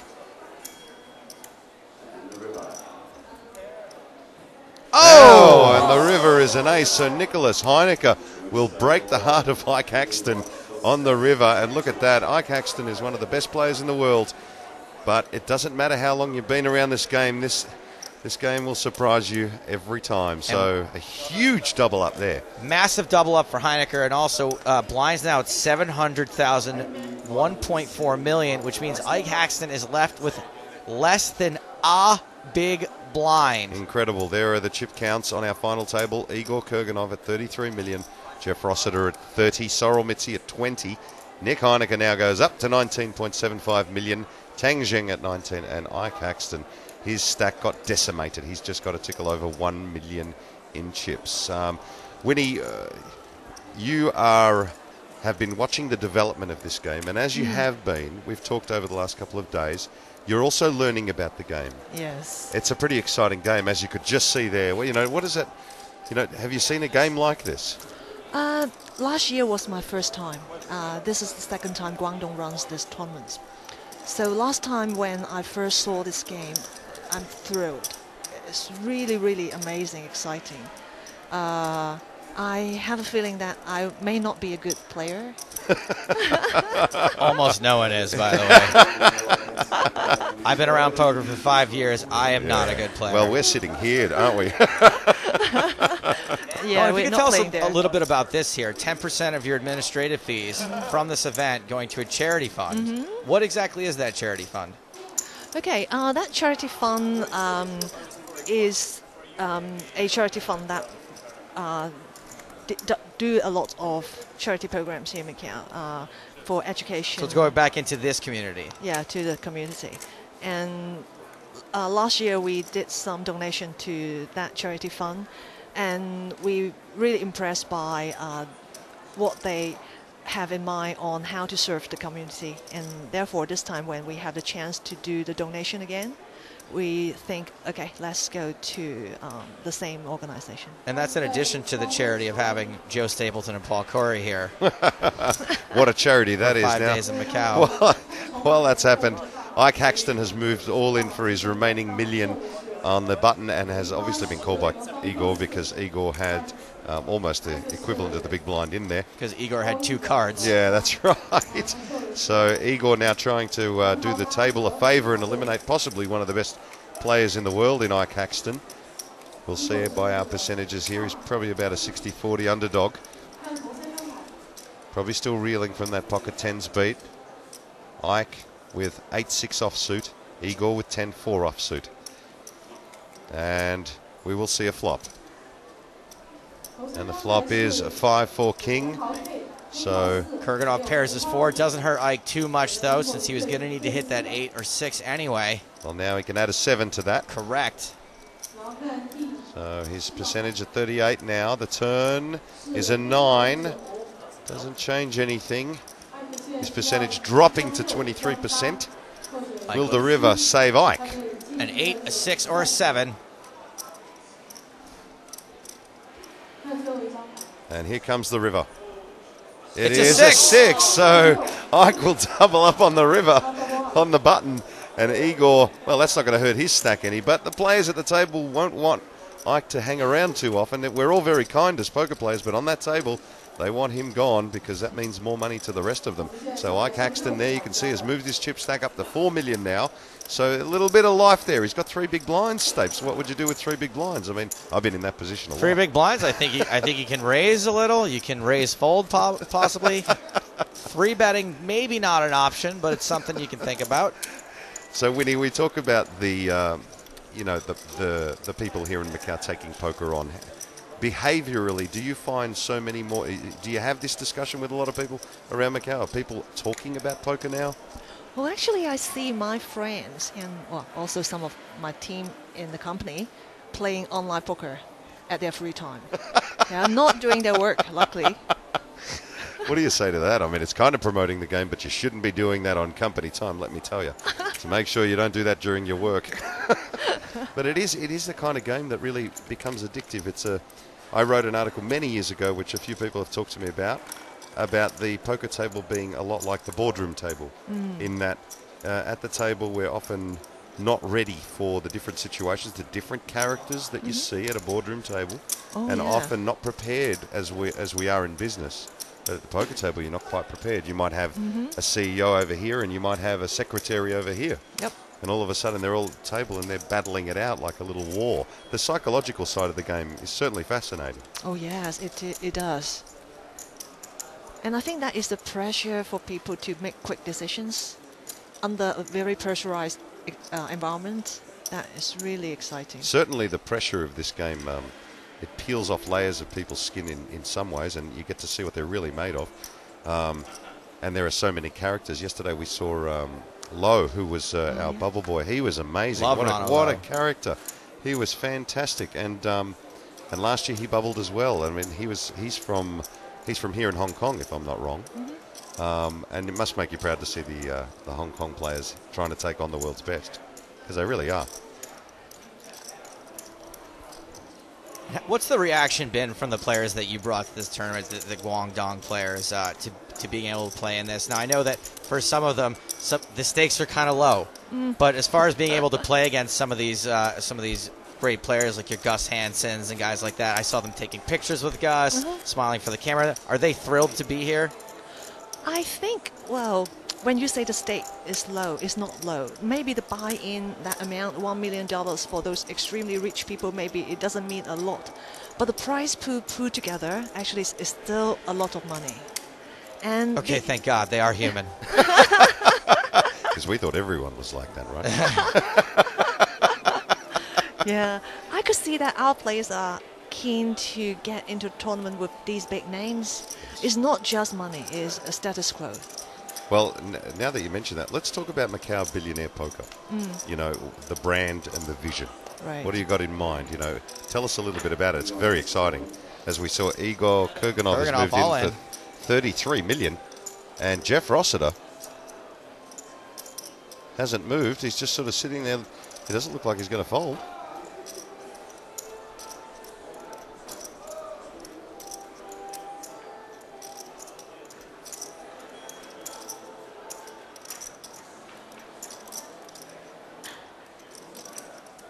The Australian taking a massive dent out of Sorrel Mitzi's stack before with aces versus King 10, and now Jeff is looking at Igor like he is very interested.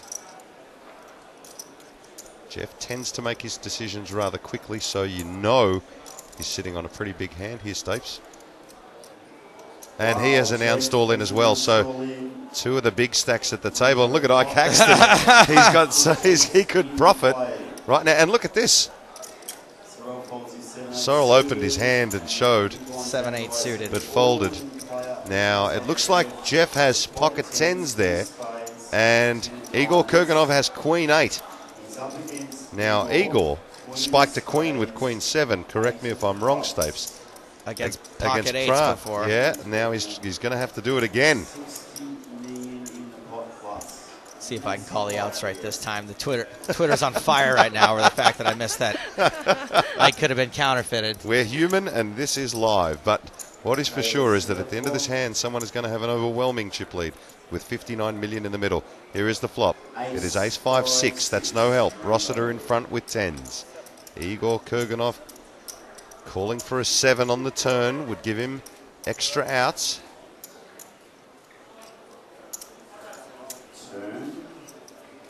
The turn is a king of clubs. That doesn't help.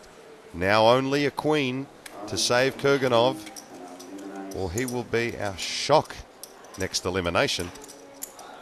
Everybody waiting for Ike Haxton to bust. And the river is an 8 of diamonds, so Jeff Rossiter will double through and possibly eliminate. We're just going to do a check here. I think Kurganov's going to be severely short stacked, but he may still was be in not here, covered. Stapes. Looks like he's going to be left with around 5 million. Is that right?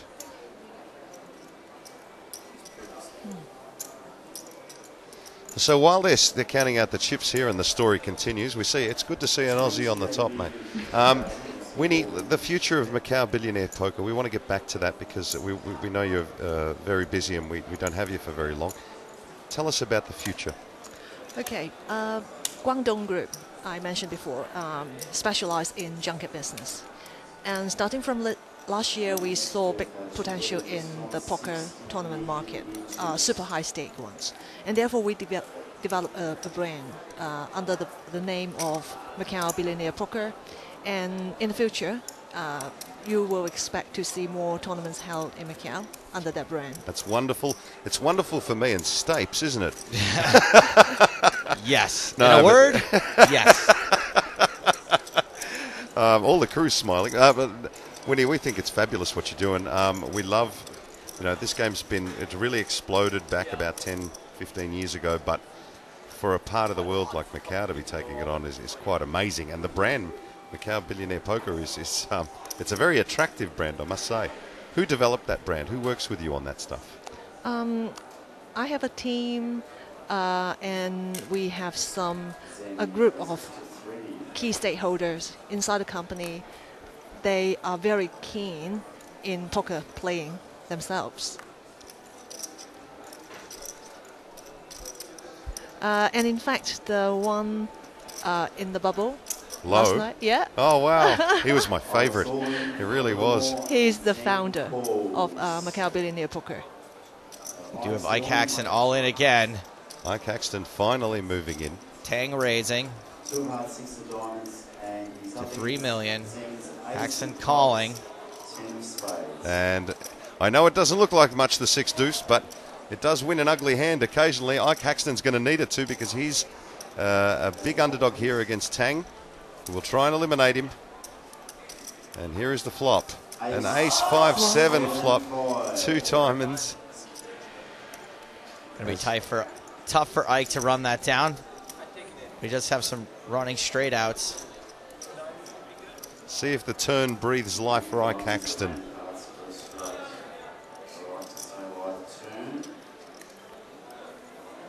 And the turn is a diamond. Okay, there's some running flush outs as well. This game, quite incredible. Could he catch a diamond to survive again? Or will Tang Zheng eliminate Ike Haxton? He's survived up until now. The river's been very entertaining today for Ike. Any hand he's involved in.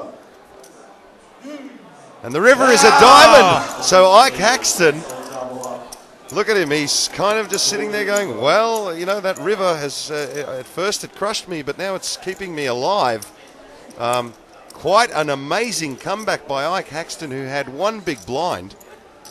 And he's laughing now, but the players at the table have got to start to worry about this guy, because he's no longer the short stack.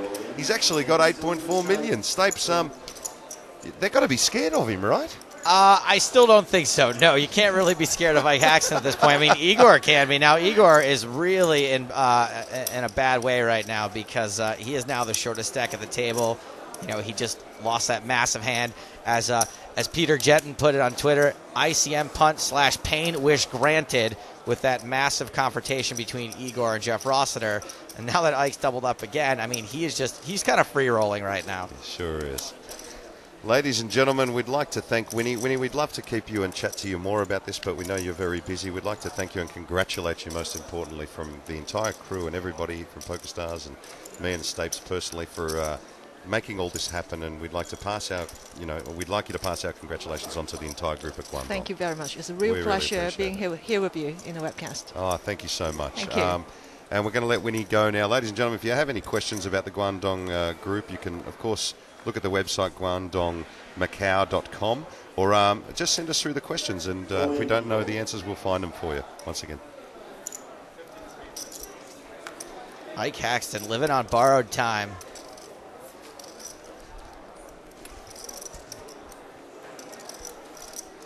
And as you said, Paul, 6 deuce does win the occasional ugly hand, and that was ugly for Tang Zheng. Oh, Igor Kurganov moves in for 5 million, and Tang has called. And ace-10 versus ace-8. So Igor Kurganov taking a very big turn. There's a lot of stories developing in this. Igor Kurganov moved in under the gun with ace-10, and Tang Zheng called with ace-8. Igor ahead.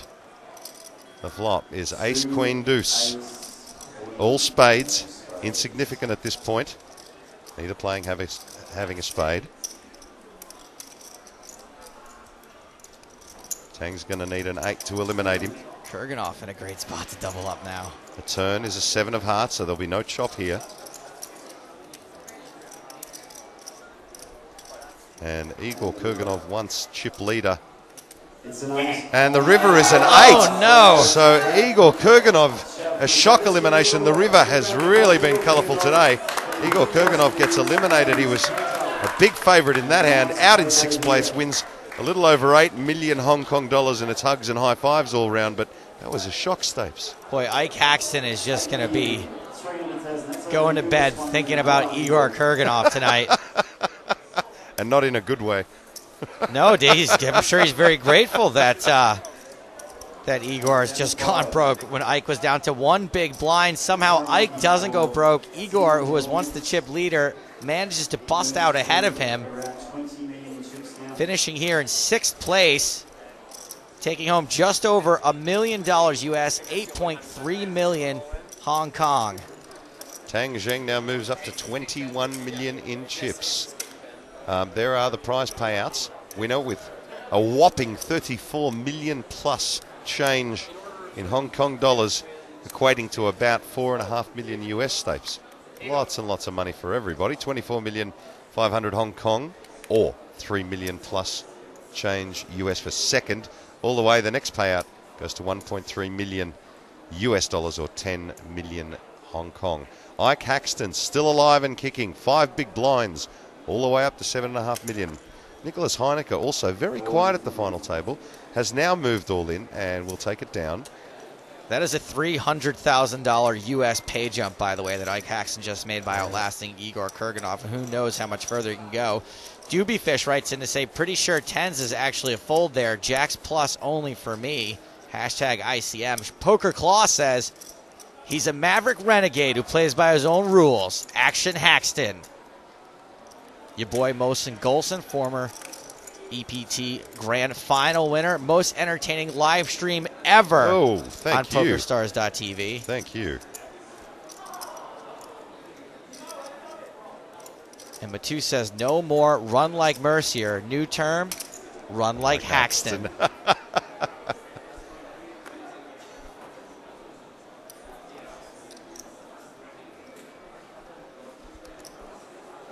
Well, we're looking at our table here, and it looks as though there's some action. And that is Nick Heineke has moved all in over the top of Sorrel Mitzi. Sorrel asking for a count, as you can hear Danny McDonough in the background. Sorrel's raised.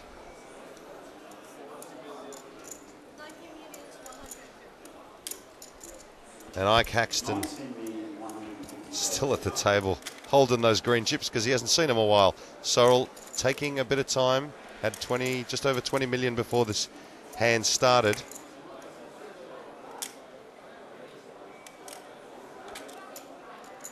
Heineke making a move on Sorrel. Well, it might not be a move, it might just be a really good hand. But Sorrel thinking about it. Welcoming back to the microphone Mike McDonald. In the middle of a hand here, Sorrel Mitzi raised and got 3-bet shoved by Nicholas Heineke. Sorrel really tanking here, Mike. Is this, do players posture here because they don't want to show they were raising light, or is it genuinely always an honest reaction? I mean, we've seen it over the years. It does change. It looks like he's genuinely believes he's got it, Yeah, it looks like he thinks he's got a good decision here, or like a good hand. Like, I don't think he's just like Hollywooding for time or anything like that. It looks a bit, based on the number of chips out there, it looks like he might have just posted the big blind. Is it Mitzi is in the big blind. Okay, so yeah, against the shove here. It wasn't a 3-bet shove. So there, the open this shove is a legit tank. Yeah, isn't as much strength as a 3-bet shove would be. So he probably doesn't have as strong of a hand as if he was raised under the gun and got 3-bet under the gun +1. Well, that's an interesting point, actually. Mike, if we can go back while Sorrel's dwelling here a little bit too, are you aware of what happened? Yeah, I was down railing it and saw Jeff won a massive pot. So Sangeeth writes in asking, considering Isaac Haxton's stack, which was one big blind, what is Jeff's calling range in that spot for when Igor shoved? Do we think that tens? Yeah, I mean, I'm definitely, if I was at this final table, I'd be looking, at numbers for situations like that before it happened. I would probably, basically when Igor shoved, I would have thought he's not that strong most of the time. Maybe not as weak as Queen 8 offsuit. But I would probably, and definitely not having that many monster hands in the range, I would be calling tens fairly happily. I wouldn't call too many unpaired hands. Like I might be something like nines, ace queen suited, ace king or something like that. And even knowing that he has a wide range, it is a tough spot to call there. I'm actually gonna, when I go back today, look at what the calling range, the shoving range should be and the calling range should be. because I'm not actually sure. It is a weird spot when they are the two biggest stacks getting in such a massive confrontation like that. You know, I think I'm guessing when I look at it, 10s will pretty comfortably be a call, but you know, it's such a big pot, certainly the biggest pot of his life. You know, it's definitely worth some thought regardless. The action is on Ike, who somehow survived that massive hand to come all the way back. I like Martin's tweet here, by the way. He says, no, it's Spike like Ike. Ike's all in. And he has moved all in for 6.9 million. Tang Zheng taking a peek. Real slow squeeze. Lets it go. Round to Sorrell, and he lets it go. And only Kurganov, and he lets it go. So Ike Haxton, another fist pump. Very Lazarus-like, isn't it? He's all the way back here. And that's a big pot for Ike. Like, that blind steal Huge. increases stack 40%. It's every pot is so massive at this point. Well, he's still the short stack, but he's way back up to 10 million. Sorrel Mitzi with 18, Tang with 18 or 19. Nicholas Heinecker up to 20. He's been very quiet today, Nicholas, but he's had an impact, and Jeff Rossiter sits with a whopping 56 million in chips. So all eyes on Ike Haxton at the moment, but there's been some surprises. We saw Pratush, Badiga earlier, shock exit really with that hand, 8s versus Queen 7. And of course Igor Kurganov, who seemed to be running the table over and then turned left and ran into Jeff Rossiter. And Jeff sitting pretty with all those chips. And the rhythm of the table has changed so many times, and the river itself has been incredibly cruel in some ways. Tang Zheng opens. Ike Haxton in the big blind. He's going to have a look. Has fold equity, which is something he hasn't had for a little while. But it looks like he's moving all in over the top of Tang Zheng for 10 million. Mike, how many hands can he fold here? He's got 3 million in. Yeah, I mean, big pot. Yeah, 6.8. If I were in his shoes here, I would be basically any hand that I would have raised, I would have been planning to call off. Ike's not expecting to get a fold here very often either, I don't think. Exactly, yeah. If I was in Tang's shoes and had something where, you know, I thought my hand was marginal enough that I wouldn't want to call a shove, I probably would have either just open shoved in the first place or just open folded. Yeah, I think Ike's definitely anticipating that he's getting called. And I imagine Tang will think about it for a minute or two and then eventually make the call. Yeah. The only reason he wouldn't is that he was so light that, and he hasn't really shown a propensity to be light. Yeah, it's such a strange situation for him to be light here when, you know, Jeff's got position on him, everyone has a reshoving stack. And, you know, when it is when the table gets shorthanded, you're getting less of a price on your bet for those steals. He look at this, he folds. So Ike Haxton. Ike is laughing here. Yeah, he is taking. Just picks up 5 million chips. That's gigantic. Everyone else at the table, not laughing. Yeah. Someone like Jeff Roster doesn't mind it so much. Like Jeff seeing, you know, chips getting redistributed is not that bad for him. Like he's in such a good position to be bullying. That basically he, you know, if short stacks are doubling up against each other, it just gives him a chance. You know, every hand, pretty much regardless of how they play, he's on average going to make chips. Other people are going to be on average losing chips. So he doesn't mind it too much. There are the chip counts for the final table. 56 million for Jeff Rossiter.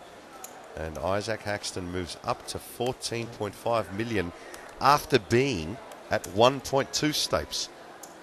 Have you seen that before? I haven't seen that in a long time. Somebody come back from such a massive... I mean, I'm not willing to call... I mean, look, he's already done amazing things just outlasting Igor, okay? So he's definitely free-rolling at this point.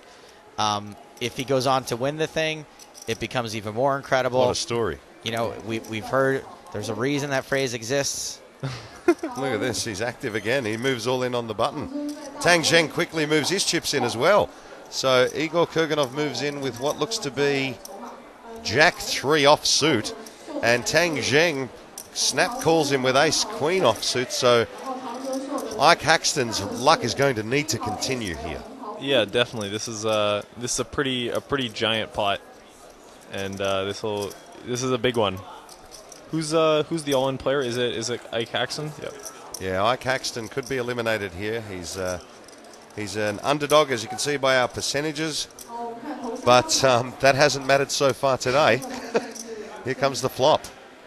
There's an ace in the door, a jack and a 9. That's a pretty hard flop for Ike Haxton to catch up on. Going to need running cards to survive. Is there any hope on the turn? 3% chance. So you're saying there's a chance. Let's see if there's any life in the turn for Ike Haxton. He's come back quite a few times.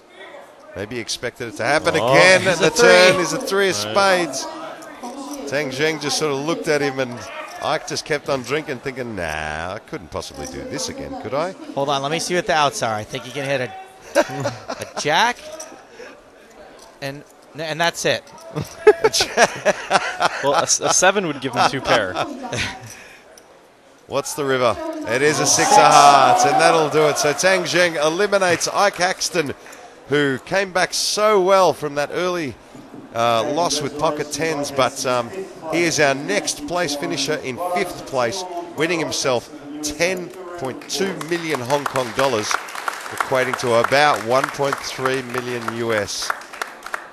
And there is, I'm not sure, you can't see it because of the footage is looking at the feature table and all our players, but there is a big audience out there clapping for all of our players, really.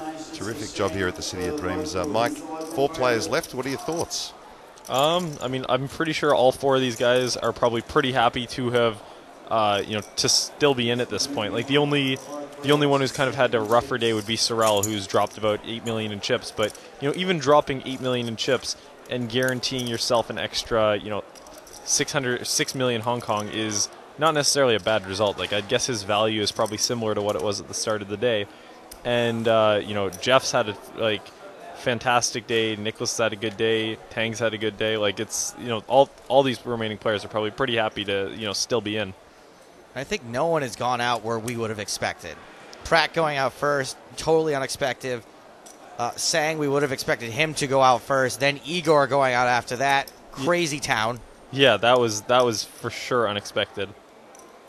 And then Ike lasting at least 1 or 2. I mean, Ike came in with 7 big blinds today. So we talk about him coming back from 1 big blind, which is amazing. But the fact that he lasted as long as he did, coming in with 7.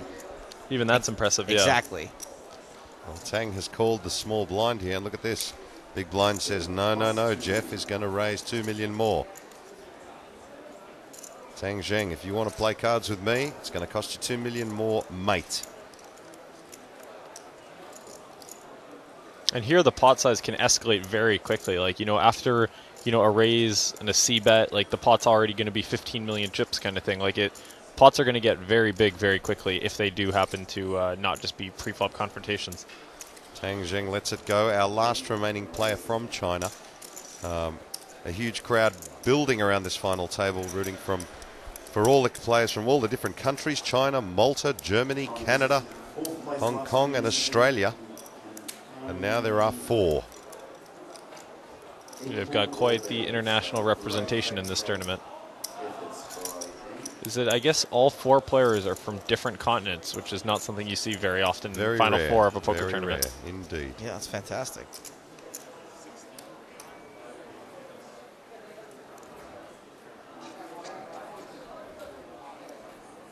Nick Heineke. And now the next pay increase is almost double the previous pay increase. The previous one was a little over 2 million. This one's just almost 3.5, 4 million.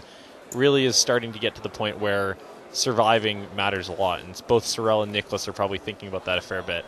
Jeff Rossiter moves all in on Sorel Mitzi, quickly gives it up. In this spot now, 4 players remaining. Like you said, Mike, from 4 different continents. We draw closer. The next place finisher will miss out on those beautiful trophies, which I'm sure we'll see very soon. Yeah, this is when you're on the trophy bubble beyond just the couple million Hong Kong. That's something you've got to sweat as well. There's a beautiful romance about the way those trophies were made and the symbols involved, and it goes way back in Hong Kong history, and it's got to do with dynasties, and it's beautiful. You should read up on it. It's quite remarkable, very romantic. It'll mean a lot to the players, I'm sure. Absolutely, and also the 35 million Hong Kong will mean a little bit too. Yeah, I'm sure. A little bit. That might mean a little bit. Yeah, I'm pretty sure. This is definitely one of those tournaments where, beyond the glory, I think the players are largely here for the money. There are the trophies. A magnificent sight. Those are pretty awesome looking trophies, I've got to admit. Mike, I heard an interesting story about your EPT trophy recently. Really? Care to Oh, share it? Really? Yeah, so basically with my EPT trophy, I'm not sure if people remember this, but the old EPT trophies kind of look, they're the shape of vases. Like it's a big glass vase. Honestly, not as nice of looking trophies as the more current ones. And what kind of became a habit of me and my friends is, you know, when we're pre-drinking before a bar or coming like for an after party after the bar, just take a bottle of alcohol, fill up the trophy, and, you know, drink out of the trophy. So it kind of became regular practice. A lot of reverence for the EPT trophy. Yeah, Exactly. yeah, You know, gotta respect the trophy. Probably I should have done that a little more. But then what ended up happening is actually for a celebration party for the Epic Poker event that I won, we were drinking a bottle of tequila out of the trophy, and then, you know, it got set down on the table. My friend, her elbow hit the trophy. Well, my ex-friend used to be a friend of mine. Probably after this. And then basically, you know, trophy broke, and now I have shards of the trophy sitting on my bedside table where the trophy used to be. The way I heard this story was everyone was drinking out of Mike McDonald's trophy, and some drunk girl broke it. Pretty much. That's pretty much it. Yeah. That's the short version. Yeah. A little more concise. By the way, Mike, your prediction not too far off. We're now in hand 52, which is four-handed. Yeah, I was guessing 51 to a winner, so it's been a much more relaxed pace than I thought. So these guys are definitely making it last a little longer than I would have guessed. Again, Sorrel Mitzi moving in on the button here. Tang Jing folded. The one thing I've got to give all 8 players credit for is the quick pace of the play. Like, I'm sure you guys, any viewers remember from yesterday how slow the play was at the final table. Like, you were getting 12, 15 hands an hour probably. Here they've been playing, they've been getting 35 hands an hour in the first hour and a half. Yeah, I mean, we've done about 90 minutes, and there's been 53 hands, so... Yeah, they're really going at a good pace, and despite the fact they're playing, you know, for most of these guys, the highest stakes they've ever played for, maybe all 4 of them the highest stakes they've played for, they're managing to be reasonable about the time they're taking for their decision. So I really, you know, I'm appreciative, and I'm sure all the viewers at home are appreciative of the pace of play. If you check out that scroll at the bottom of the screen, massive prize being given away in today's free roll. A package to here in Macau for a warm-up event, accommodations, $500 cash, show tickets. Register right now. The password is in the upper right corner of your screen. Password is Vivian Im. Huge, huge value in today's free roll. In addition to the usual 1,500 bones we're giving away. Sorrel Mitzi raises to 3 million, and Tang Jing has asked for a count. Get in touch with us on Twitter. Let us know who of these last 4 that you are rooting for. Hashtag him GDAM. Mohsen Sharania says he's rooting for Jeff Rossiter four-handed. Super nice guy. Alex says, guess I'm rooting for Jeff Rossiter to win $5 million in Macau since he follows me. It's a good way to choose your horse. Wow, Yeah. Tang Jing moves all in. Back to Sorrel now.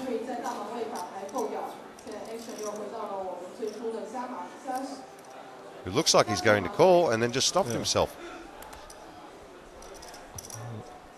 He's thinking to himself, these stakes are fucking big. Yeah, oh, okay, all right, okay. That's pretty honest. And that's why he folded. Sorry, but these stakes are rather large. These stakes are rather large. Tang breaks this pot.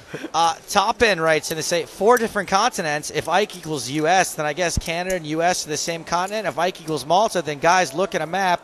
Top End, I'm sorry, but Ike's no longer in the tournament. So the 4 continents to which we're referring are the 4 continents of Australia, Asia, North America, and Europe. Troll fail. He's clearly not a geography expert like Stapes or Pratt. No, he's clearly not a who's left in the tournament expert. 4 players, and none of them are Ike. Do you see what Twitter's doing to you? Oh, he sent us another one. You guys think Malta is in Africa, Oceania, or Antarctica? Seriously, 4 continents, WTF. 2 troll fails. Can he pull off the triple troll fail? Let's see. Nicholas Heineke has moved in under the gun for 16.25 million. Folds around to Jeff Rossiter, Sorrel Mitzi.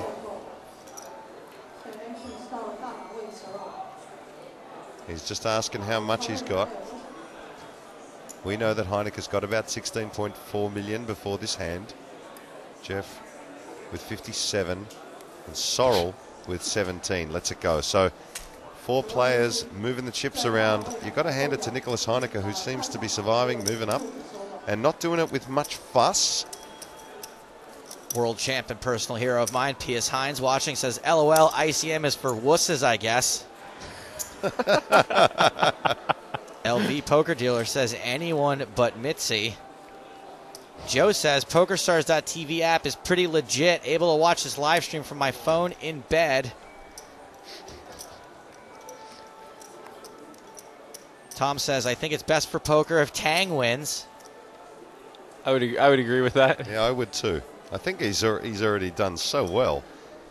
Being, you know, from what Winnie told us that, and Selena told us that he's only been playing for 2 or 3 years or 4 years. Yeah, it's impressive. That's really impressive. He's taking on an illustrious field. It's the best players in the world. 4 remain, and he could take it out. And if he did, that would really make history in poker, especially in Macau. Yeah, it'd be huge for the game. Folds around to Nicholas Heineke. What do you guys think the odds are that if Tang wins, that they raise the stakes at the Baccarat tables tonight? Oh, dear. Change the sign! Change the sign! Put some more zeros on the end. It's just a post-it note with 3 extra zeros. They stick it to the digital readout. Jeff Rossiter with 56.8 million. Sorrel Mitzi with around 15 million. Nick Heineke, 20 million in chips, and Tang Zheng with 32 million in chips. How will this story conclude? The Guangdong Asia Millions, presented to you by PokerStars, has 4 players remain. 71 players began. 54 rebuys. One of the biggest tournaments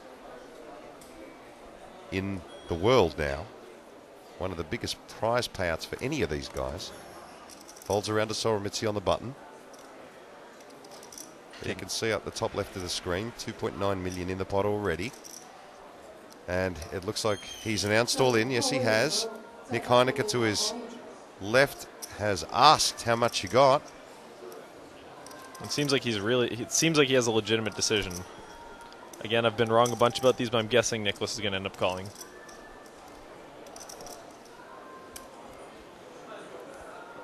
Have you got your iPod in again, Stapes? The music's wonderful. Yeah, I know. This is my Get Busy mix. My Get Busy / 4-handed nosebleed poker mix. Interchangeable, yeah. Nicholas Heineke really thinking about it. He's played very well so far. He's put a chip on those cards, so he really thinks he's involved in this hand. He does not want to go anywhere, does he? Yeah, no, he's and Nicholas is not someone, he's never gonna be like wasting time. I imagine he believes he has a substantial edge still in this tournament, and I think that he definitely has a close decision here.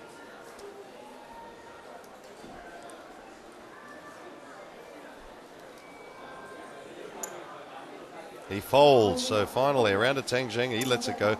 So Sorrel Mitzi, without knowing his hand, may have dodged a bullet there.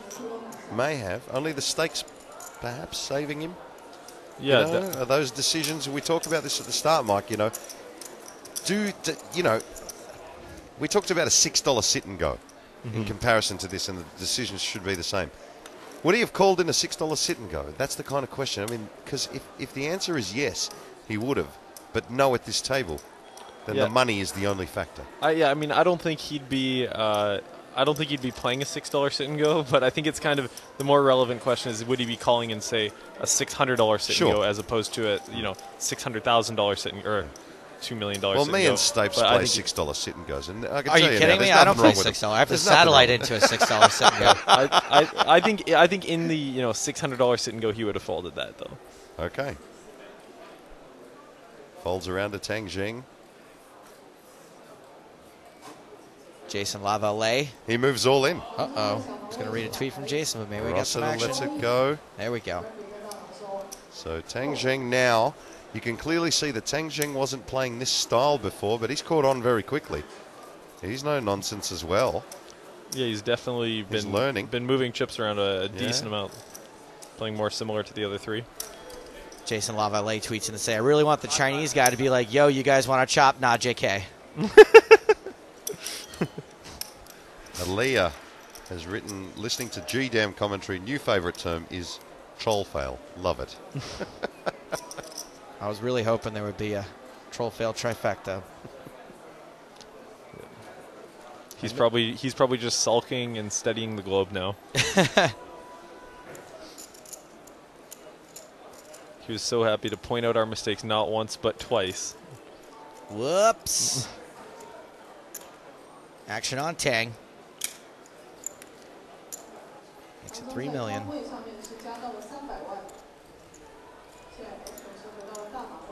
Holds around to Mitzi.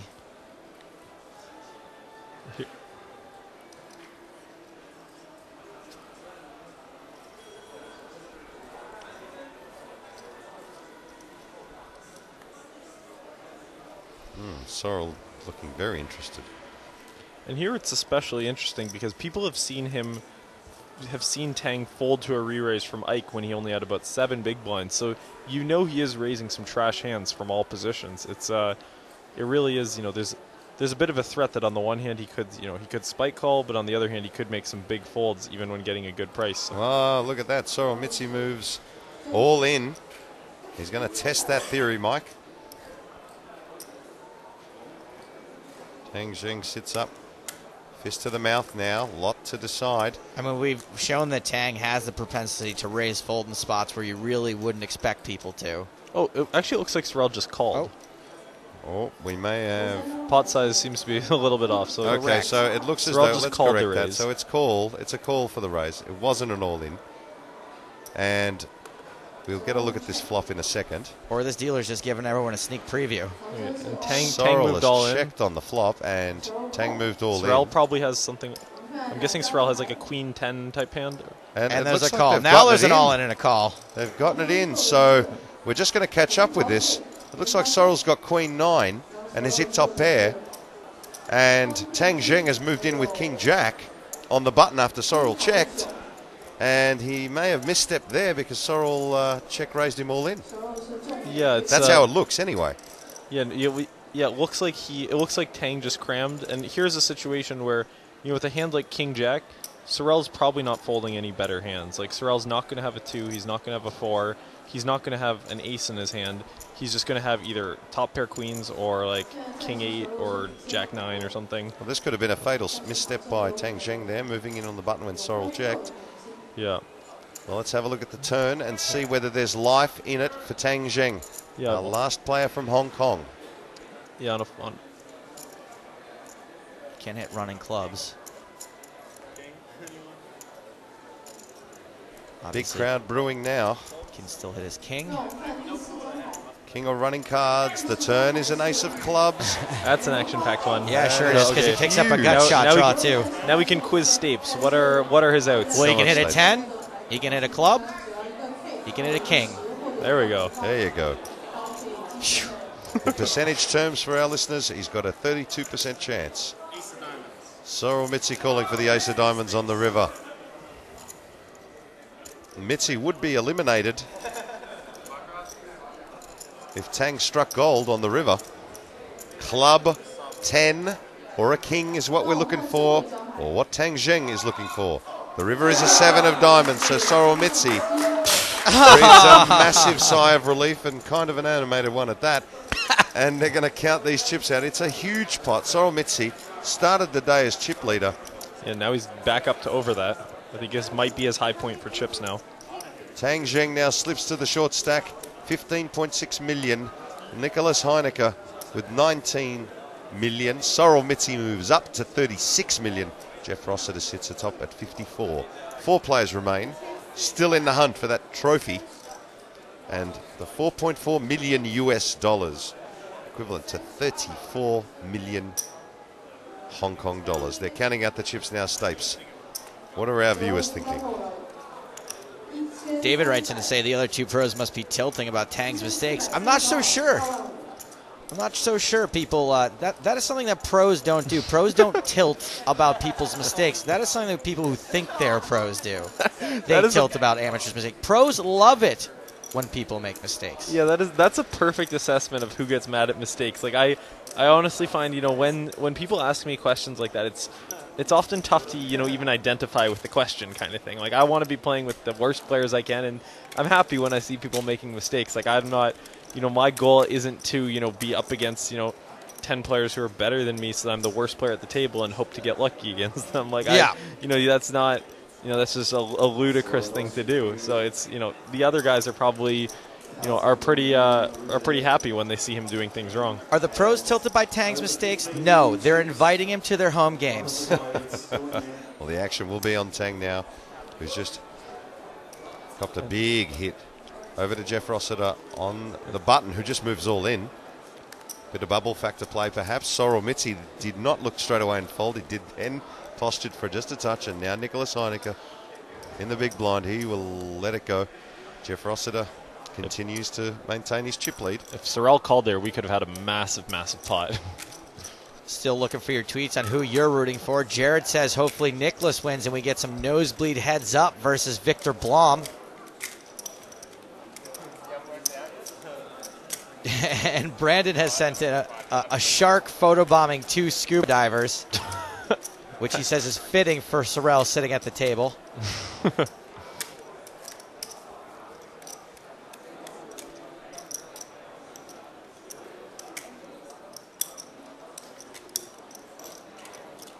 Matthew writes in to say, Paul, Sorel's last name is not Mitzi. Actually, Matthew, it is in fact Mitzi. That is exactly how it's pronounced. Oh, okay. So you're in second place for Troll Fail, Matthew. Oh, wow. Yeah, I've known Sorel for probably about 6 years or something like that, and I don't think it was until a recent broadcast where he pronounced his last name that I realized I've been saying it wrong for 6 years. How have you been saying it? Mizzy. Okay. Which is, I think, how most people say it. I just don't know what would possess someone to write in. You guys are doing this wrong. This thing that I have absolutely no idea about. This thing that I clearly have no idea about. You're doing it wrong. Clickety clackety click clack. Send. Carter King writes in to say that was absolutely the correct reaction to winning the pot by Sorel. Hashtag poker is sexually exciting.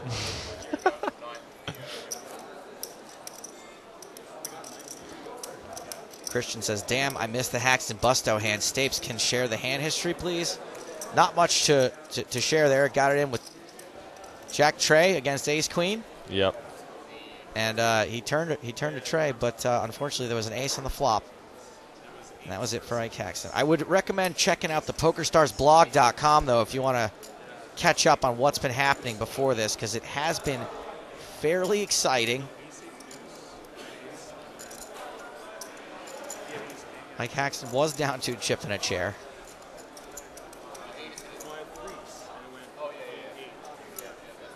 One more tweet from Jason Lavallee says, could you guys congratulate Mike on his final table?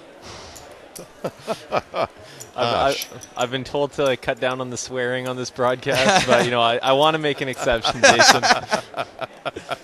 You really do. I only read those tweets to Mike, by the way, because he can take it better than anybody. You got a really thick skin, buddy. I'm used to it at this point. Maybe it didn't start out with such thick skin, but after enough needling, you become pretty numb to it. I hope not. Nice. Secretly, I've just got everyone's, pictures on my dartboard. Go home. Well, secretly, I just go home and cut myself. The folds around to Tang Zheng. He's on the button, and he announces all in. Jeff Rossiter lets it go. I like. And Sorel Mitzi. That's a call? That's a call. Was a colourful call. So Sorel looks down at Ace Queen, and Tang has pocket 10. So a flip. Sorel calls with much flair. Well, Tang is all in for his tournament life. He could be eliminated in 4th place if Sorel strikes. If not, Sorel Mitzi will be the short stack, and Tang will take his place. Big hand, this one. Huge. Here's the flop. 5-3-6, so 10's ahead. Tang Zheng, our final player from Hong Kong. trying to hang in there. Will he do it? Will he stay alive? Here comes the turn. Turns a king. The crowd jumped because it was paint. Sorrel looking for an ace or a queen now. Only 14% chance. And Tang Zheng, our last player from Hong Kong, could double up here. Sorrel looking to increase his prepay equity. The river is a jack of diamonds, and he does double up. So Tang Zheng still in the fight.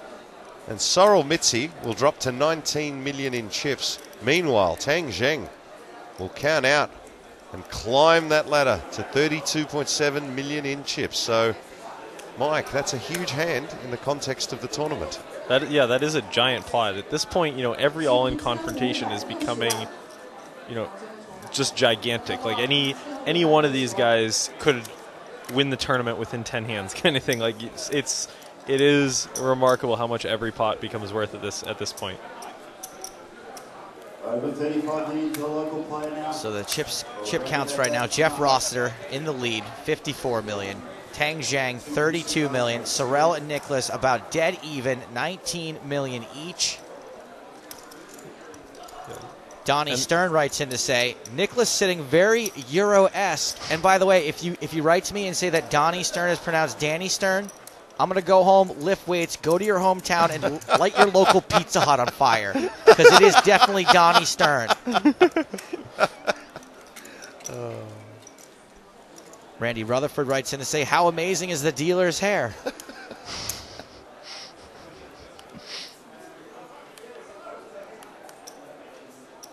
I got a question here from, I don't know how to pronounce that, but Stapes, are you staying back for the tournament next week in Macau? I can guarantee you Stapes is staying, but he's not staying for the tournament. I'm staying a couple of days, not for the entire event. Got to get back to London. I got to misread some outs on the TV shows. Looks like the action's on Sorrel Mitzi now.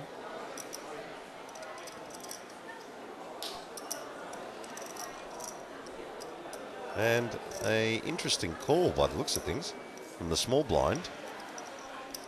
Nicholas Heinecker in the big. The last time he thought so long before making an action was from what I recall, was when he tanked so long before shoving ace-queen on the button. So I'd definitely say there is some possibility that Sorrel does have a strong hand here.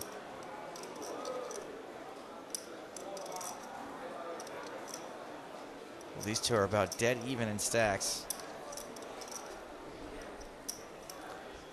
And I would guess that Nicholas is aware of this, so I would say if Nicholas has, a marginal hand here, often when he's raising, he would be raising a non-all-in amount, like raising, 2 million on top or something like that, rather than shoving. Which is what you'd suspect, but he's actually moved looks like I'm wrong in. about that. So I would guess when he shoved there, he has not a terrible hand kind of thing. Like he'll have, something like, like a 10-9 suited or a pocket twos or something. Like I would be shocked if Nicholas just had Queen 4 offsuit there or something. And what does he do with his good hands? His ace queens and ace jacks. Is he probably do the same thing, or is he just raising? I would guess with his good hands, he's just raising, and then with some bad hands, he's just raising, and with a decent number of hands, he's checking. Like with if you have like marginal strength hands there that every time you get called when you shove, you're in bad shape, and if you get limp shoved on, you're not that happy about it. A lot of those hands, I imagine he's just going to be checking the big blind. And as well as a lot of trash hands, he's probably checking the big blind because there's no guarantee that... Like Sorrel's, he's played this game a lot before. I don't think he's just going to be limping in with every trash hand when he's got 14 bigs. Nick Heinecker announces all in, and Tang Zheng quickly moves in as well. Quick call. Small blind, big blind situation. One would assume Tang Zheng... I think Tang has a very strong hand here.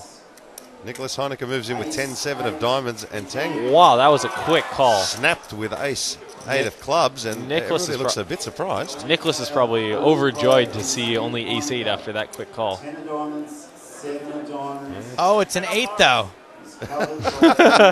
8s are considered to be a lucky number in this culture. That could have been part of the snap call.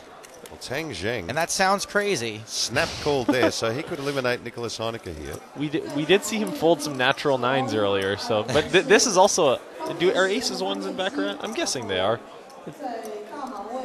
Guess the ace-8 could be a natural 9 as well.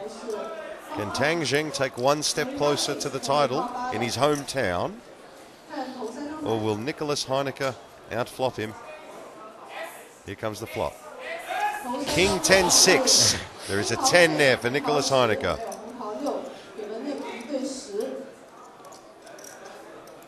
Neither player reacting.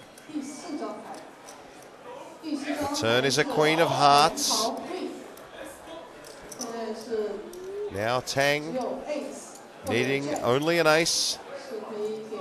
Otherwise, Nicholas Heineke will double through Tang Zheng. If there's an ace on the river, we say bye-bye to Nicholas Heineke.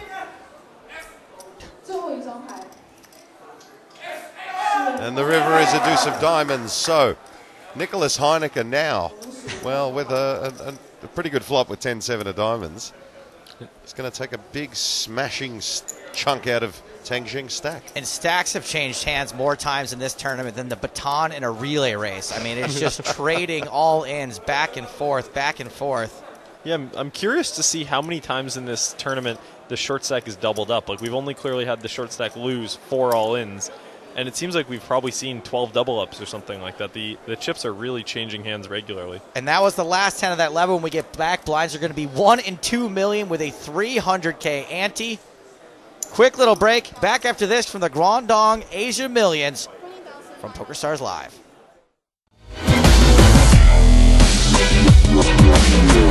Guangdong Asia Millions brought to you by PokerStars Live at the City of Dreams here in Macau.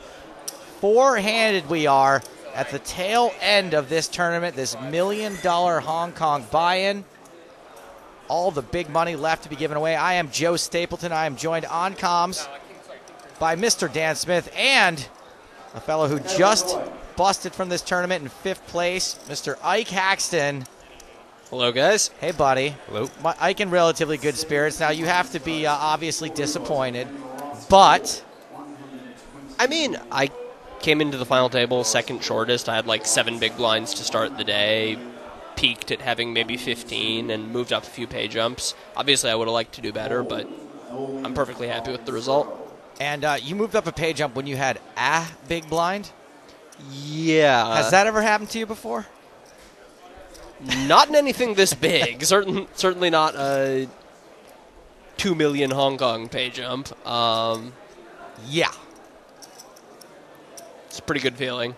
I was not concealing my excitement when Igor Jam got called by the shove Jeff. Shoved by Sorrell, folded by Tang.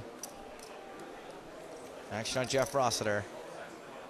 Looks like he's strongly considering a call here. Now your celebration. He's certainly not someone in Hollywood. So. No. There is the call. Wasn't Hollywooding at all. Ace Trey for Rossiter. Ace Jack for Sorrell. Sorrell's got Rossiter dominated. Rossiter is suited. And every pot's a huge one here. This is for, around a quarter of the chips in play. Sorrell was the chip leader, I want to say 2 hands ago before the break. Mm-hmm. Got doubled through by Nicholas Heineke. See the flop. King, Queen, 10. Pretty good flop for Sorrell. That's pretty strong. There are some chop outs. We are sweating with Nicholas this hand. There goes the chop. Oh, Jack still chops. Right, look at that. See, I'm having a rough day today. 30 hours of live coverage. A little much for me on Asia time. Anyway, the chop didn't happen. Sorrell Mitzi doubles up. Blinds are 1-2, I assume? Yeah. Blinds are now 1 and 2 million. 300K ante.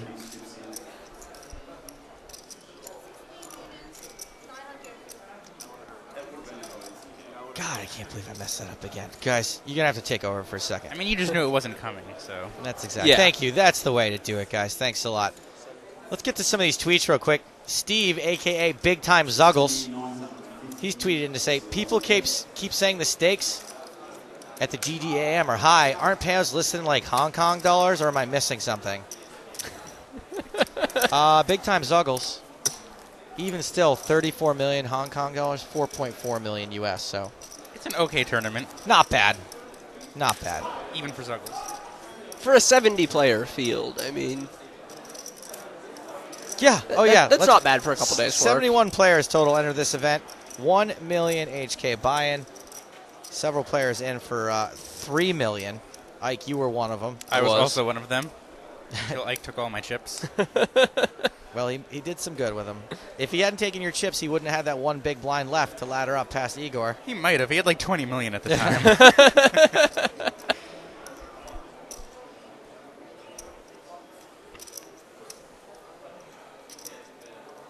Sorrel shows an ace.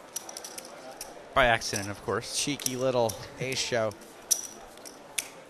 You know, I think that what it really comes down to here for us guys in the booth is that we're just never going to be good at seeing those things as you guys are. The guys who are in the trenches, the guys it matters to. You're just down there playing the game. You automatically see those things. I do legitimately have to think about outs when their hands are being dealt, and it just comes so naturally to you. It's like looking at that matrix screen, the zeros and ones, like you just know how to read it. The millions of hands certainly have helped. Yeah. Yeah, exactly. And, you know, the hands, although I've done 30 hours of coverage this week, those are the only hands I'm going to see this week. Tang shoving under the gun. And Heinecker Nick calling. has called quickly and looks excited about it.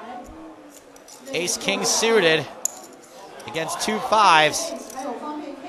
And as we mentioned before, other than the 4 eliminations we've had, the all-in player has won a fair amount of the time. Like a lot of times that that Tang has won this, keeping people from being eliminated. You're saying Heineckers do. Let's see what happens. Diamond in the One door diamond. and an ace. Pretty ugly flop for Tang. Tang drawing very thin.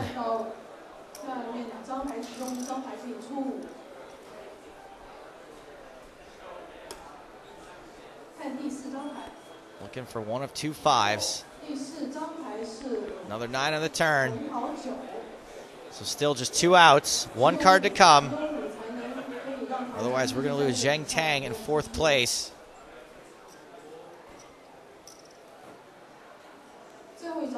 Let's see that river. It's a 3. It was small. Not the card he was looking for. Zheng Tang, our last of the Guangdong contingent. Busto. In case you weren't reminded already. Ike, that you I'm not in anymore. Tang Zheng out in 4th place, taking home 12 Tang points. got 4th in this same event last year, right? Did he really? I believe so. Was it The was it the one that's double the stakes? Or Yeah, that one. Double the stakes, but it was a one-day event last year. This year, a very slow, deep structure.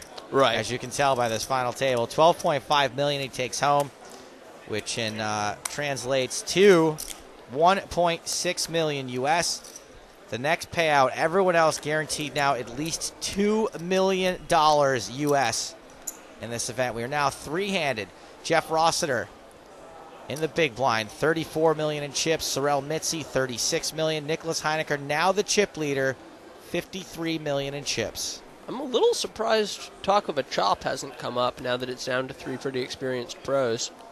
I mean, they're only playing for like $2 million. Yeah, just gamble it up. And I don't think anyone can Maybe really they wanted have to a huge edge here either. Yeah, no one would like go out of their way to play these stakes against like the rest of the competition. Right. If Sorrel and Nick were sitting down playing a cash game of these stakes, I doubt Jeff would sit down to join them. Maybe they just don't want to be rude and do it as soon as the local player busted. Yeah, that's possible. Or maybe just no one wants to lose face and be the one to bring it up. There is a little bit of that this could be it's starting right here. gamesmanship there where you don't want to be the one who offers the chop because you want to appear to be willing to gamble for it so that you have a little bit of an edge in the negotiations. I don't think any of these guys... I was going to say I don't think any of these guys would give anything up. Jeff might just be like, okay, I don't want to play for these millions of dollars, and in this format, maybe the other players have an edge on him, so he could give up something tiny, but I don't think anyone would get taken advantage of too much. If I had to guess, I'd say Sorel has a small edge over the other two here. He's played these stack sizes a lot more. Nick is an extremely good player, but he's primarily a cash game player and is used to playing deep. I agree with that. I've been impressed by how Jeff has played in our limited time at the tables together. I agree. Certainly impressive to make it this deep. He also does have some stylish folds in his repertoire. You mean physically the way he folds? Yeah. What's your favorite? I like when people have the really high fold, but I don't know how it works out. That pisses me off sometimes. A lot of people just like fling the cards way up in the air and you can just see them every time. It's only appropriate when they're closing the action. And as a live pro, Oh, okay. Jeff is quite good at it. Fair enough. So you know you only have a certain number of opportunities to make the high fold. Yeah, so like someone raises your big blind, and you're like making it clear that like you're folding a deuce and throw it up real high. That is a pro move. Sorel in the small blind here. Every year at the World Series, there are a bunch of 21-year-old kids who don't realize that you can only do that when you're last to act and are just flinging their cards 2 feet off the table every time they fold from middle position. Those guys tilt me. Sorel limps. Steve O'Dwyer would not put up with those shenanigans. No. He doesn't put up with No, many shenanigans Steve would at call all. the floor on the second instance for sure. Steve was actually tweeting into the broadcast earlier that he was tilted by that they hadn't been colored up. I was a There were little so many tilted by chips in that, too. play. I was asking for plaques. I really wanted to sit down to 7 chips today. The plaques are like pretty awesome. I really enjoy betting a plaque. I only got to bet a plaque post-flop a few times in this tournament. Nobody doesn't like plaques. When I Nick doesn't like plaques. Really? Nick was talking to us today about how he can't shuffle them, so he doesn't like them. You know, there was a guy yesterday who was playing, I think it was Ron Lowe, who was trying to, you know, sometimes if you have a call in your hand, you have a bunch of regular, you know, disc chips. You'll kind of shuffle them back and forth. Mm-hmm. He was trying to shuffle a plaque and 2 circular chips. And it was incredibly awkward, and he just kept doing it over and over again. It was like Iceman from Top Gun, only way more awkward. When the stacks were reasonably deep, I was hoping to get the opportunity to just go all in on the river and just throw in a few plaques. Would have felt badass. We saw Sorel made a call earlier where he just knocked over his plaques. That was a stylish call. Check on the flop this went. After Do have Heinecker- some rare post-flop action here. Maybe. Well, if you counted the checking check counts. as an action, yes. There we go. Check on the turn. Another 8 on the river. Very exciting.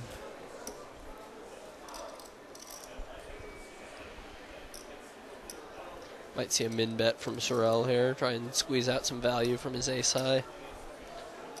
Unlikely Nick has checked back twice with a pair.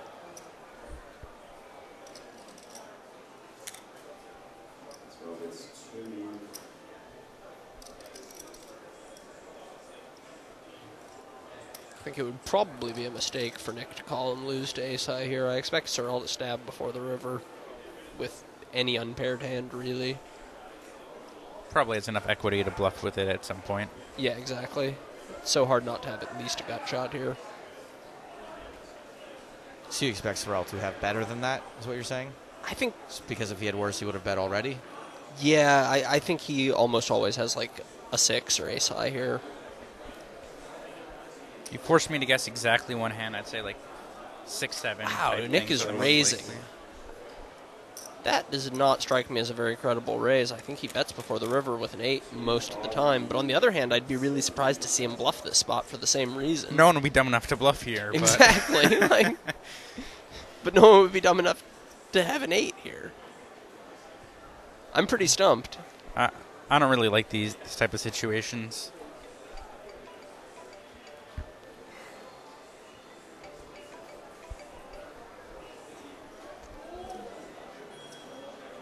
I guess I would pay it off with whatever I happened to have if I was Sorel here. Just You're getting a great price, but Yeah. it makes me think like that maybe he's just never bluffing. Sorel does pay it off. Nods his head. 8-5. I'm very surprised Nick didn't bet the turn with that. Or the flop, for that matter. I'm betting the flop more often than not. I would have as well. Betting the flop more often than not and turn nearly every time once I've I mean, checked do we once. think he's not betting for deception with that? Is he thinking eight's I that mean, just strong? letting like queen 5 or whatever draw for free isn't a great result. Yeah, absolutely. Maybe he was fearing a check raise. Yeah. I kind of want to say maybe he's just like never bluffing because it would just be ridiculous. Like it's just not going to work. But It's a very strange spot. yeah, I don't like those kind of hands. I'm always confused when a player shows up representing a hand. I never would have played that way, and would never expect them to play that way either. Hand 71 on this final table. Heinecker announces all in. How do you not like plaques? Yeah, seriously.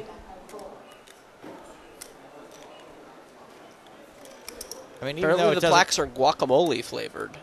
even though to the it doesn't take as long to stack the plaques, it's probably just as gratifying, right? Oh, easily. I mean, just in general, I don't like having a lot of physical chips in front of me. It makes it easier to miscount them. I'm kind of clumsy and sometimes knock them over. I think that in addition to the plaques, they should give you those little fan blades that they use to scoop them into the pot as well. You know, those little wooden sticks that you kind of slide them over with at the baccarat The tables. croupier things? Yeah. Bring those into play. Yeah, I You like want to bet that idea. so large that you can't even physically handle the chips yourself. Maybe just a shovel. There's a clip from the EPT years ago where someone's like trying to like dramatically go all in with like 2 stacks, and in the process of it, like a few chips fall off, and they're forced like as like they're going all Not in. all in. Yeah, it's just like Yeah. minimum bet. I feel like tournament directors have gotten better about ruling by intention in those kind of spots recently. I've never actually seen one of those situations in person, but typically I don't have very much faith in the floor. It happens a lot Yeah. on the TV shows. We end up showing those hands a lot, and they're really difficult to do commentary on because on TV your time is so brief. You don't have time to Speaking explain of it. whether or not you have faith in the floor, here's a spot where like a player thinks a card is exposed, and there's some debate on the matter. Like, as soon as a player thinks a card is exposed, it's exposed. Rossler announces all in. I hate being one of those guys, but I wasn't impressed by the dealers here.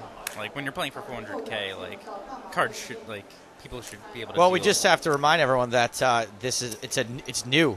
Poker's very new in this part of the world, new That's in fair. Macau, and I think that from what I understand is that a few years ago, that dealers in the first ever Macau event had literally just learned to deal like days prior to dealing this event. And from what I understand, a lot of these dealers are students in the area, and they're just not going to be as experienced as your EPT dealers or World Series dealers even. Yeah, the EPT does spoil us. The EPT dealers are fantastic. And again, you're in a situation where you're surrounded by people who know the game so much better than you do. Like you guys It's intimidating. Yeah. Heinecker moves all in, takes down this pot. And they do a better job than like I could do. Like I can't properly shuffle for cards. sure. Right, the physicality of it. People They got that underestimate down. how hard a job dealing is, for sure.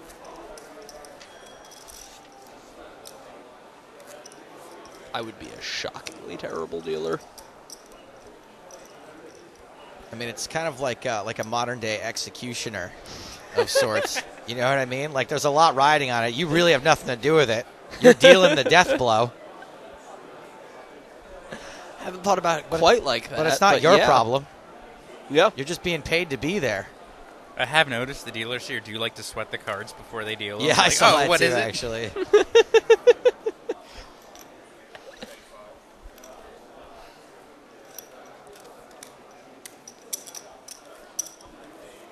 That hand won by Heinecker. Nick's open jammed a couple hands here.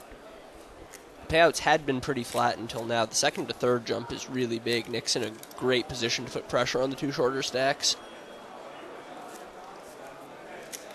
Randy writes in to say Heinecker looks like a ninja. Should stay like that. Daniel, Yeah, right? the scarf over the mouth is a kind of ninja look. Sort Oh, of a yeah, Euro right. ninja. That's what he's talking about, on the scarves over the mouth. I thought he looked like a 1930s prop plane pilot. Yeah, I can see that too.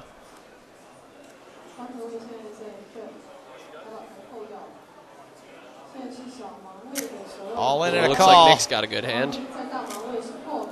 Sorrel shows king 7. Nick's got 2 6s.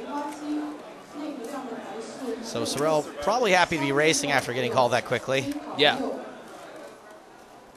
players wish each other luck. Although they probably both don't mean it. Gambling for a lot here.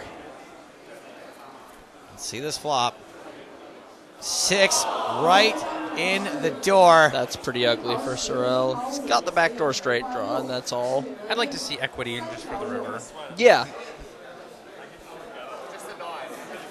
Or something hilarious. 9-8-4-3. 6 of spades on the turn. Misdeal. Jack on the turn. That'll do it. Sorrel's out in third, and Nick has a monster chip lead going to heads up. There you go. You heard it from Mike Haxton. Sorrel Mitzi eliminated in third place. 16.1 million Hong Kong dollars. 2.077 in U.S. dollars. And Sorrel only had 1 rebuy. So his ROI, not too bad. A little better than mine. And right now, there's going to be a slight little award ceremony for Oh, Mr. Sorrel gets one of those trophies. That's right, for Mr. Sorrel Mitzi. Reminds me, I have no idea how I'm getting my trophy from the warm-up out of Macau. It's really big. Wah. One of those good problems, for sure. Cut to tournament director, Danny McDonough. It's my pleasure, Danny McDonough from PokerStars Live here at the City of Dreams to present Sorrel Mitzi from Canada, third place in the G-Dam. Congratulations, Sorrel.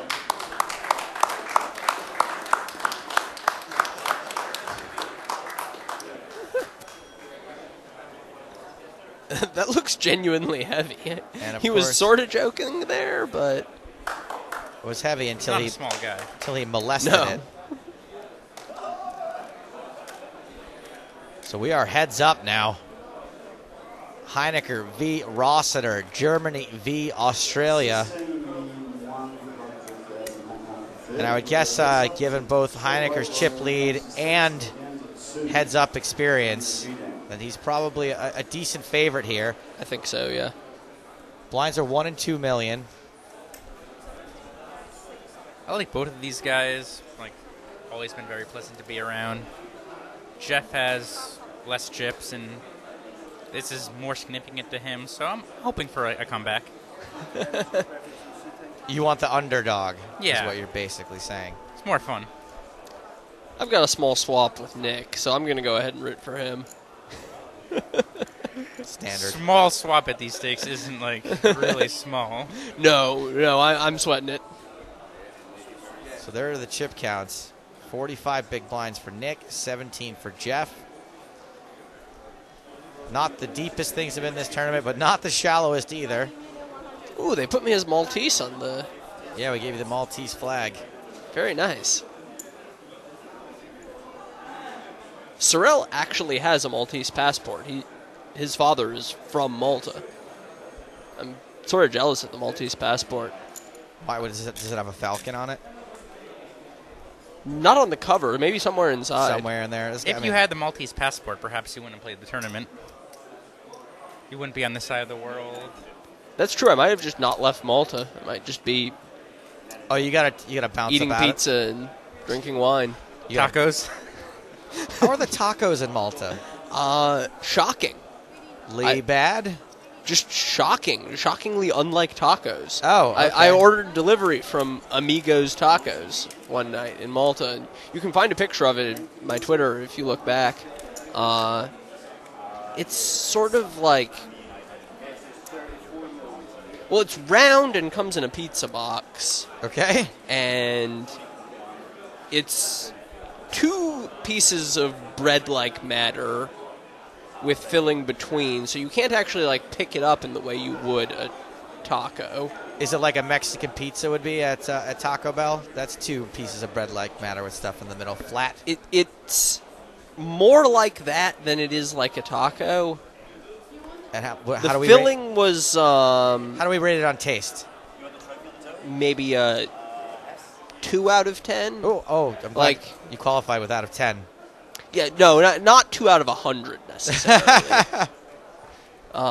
So what is it? You had to leave Malta for a little while? Is that it? Yeah, I can only spend 90 out of every 180 days there because I am just on like the tourist visa waiver deal. Got it. I moved Maybe there. if you got a job at Amigos Tacos, you could stay in Malta longer. A little part-timer. With a 2 out of 10 ranking, I don't if think I they're could gonna hire him. demonstrate that I had unique skills that could not be fulfilled by a Maltese You're like, person, I've actually been to Mexico. I've been to Mexico. I know what a taco looks like. That apparently is a unique skill in Malta. Maybe this is my in. Slightly relevant, Steve O'Dwyer has bragged to me about his burrito making ability. He just says that he was one of the best that there ever was. Steve O'Dwyer has bragged to me about his burrito making ability on an independent occasion. He worked at the, I think it was at like the campus burrito shop when he was in college, and to Many this years day, ago. Well, what they say is the skills you learn in college are the skills you keep for the rest of your life. So Harsh needle. To this day, he's very proud of how well he wraps a burrito. All right, unfortunately, we have to say goodbye to Dan Smith for Heads Up Play. We're going to bring Paul Corey back in. Dan, thank you very much for being with us. It was fun. I trust that you will continue with the post celebration drinking. Celebration is the wrong word. You can celebrate for your friends here, for your good pal Ike, who's semi-celebrating. I will let him buy me some drinks. Okay, perfect. That seems fair. Me too, actually. All right, Dan, thanks a lot. We're going to bring Paul back in here Take care. while we wait for Heads Up action to get underway.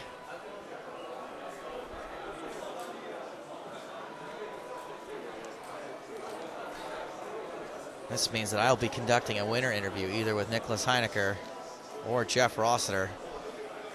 If you thought I was bad at calling outs, just wait till you see my winner interviews. Woo!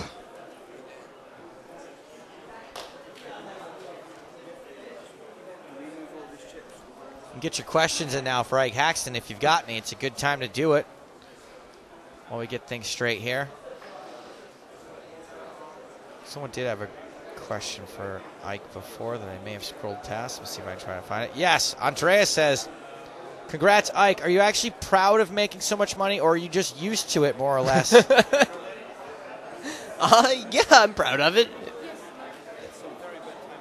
Certainly makes me happy. I mean, Ike, you've had a pretty good last couple months. Now, I feel like because of the cash game win you booked in Monte Carlo that you had a great grand final, but did you, in the tournaments, how did things go for you there? I'm having a hard time recalling. I bricked completely. I didn't cash anything. I had some pieces of other people who did well, most notably Steve O'Dwyer, who won the main event. So it was a very good trip for me, though I bricked all the tournaments. And then Scoop? Scoop, a couple small cashes. Dan bailed me out. I had a couple swaps with him and things he did well in. Is he smirking, fist pumping? Nothing. Nope. He's heading out. He's heading out to the bar. So yeah. So I guess it was just that cash game, but decent enough. Oh, there's Doing your well online. There's your taco Yep. picture. It is indescribable, right? It is quite. I can understand why there was someone who's typically very eloquent and not usually at a loss for words. Ike Haxton had a hard time describing this thing. It's like part pita. I think I see a lot of bell peppers in there, like roasted red peppers. No, those are pink onions. Oh yeah, obviously. Because I got the tandoori taco. Now you should have known. I hate to be one of these people. I got the spicy pork one also, and it's still shaped like that. When it's called tandoori taco, I'm like, these are two things that don't belong together, and something tells me these people. Taco don't and know what they're Malta are doing. two things that don't belong together. Also true. Already. Also true. So, Considering the scope of where we sit and what we're watching, what on earth are you two talking about? talking about some bad delivery I got about 3 months ago. I'm looking at all these chips and all this money, and I look across and you two are looking at a picture of a taco.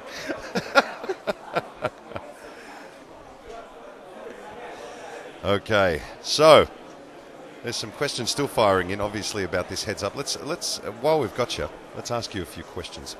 You've played with these guys. Who have you played with more? You may be repeating yourself a little bit. Nick here. by a lot. I played a lot online with Nick and Jeff. Today may have been the first time I've played poker with Jeff. If we've played before, it was only briefly in live tournaments. What will they know about each other?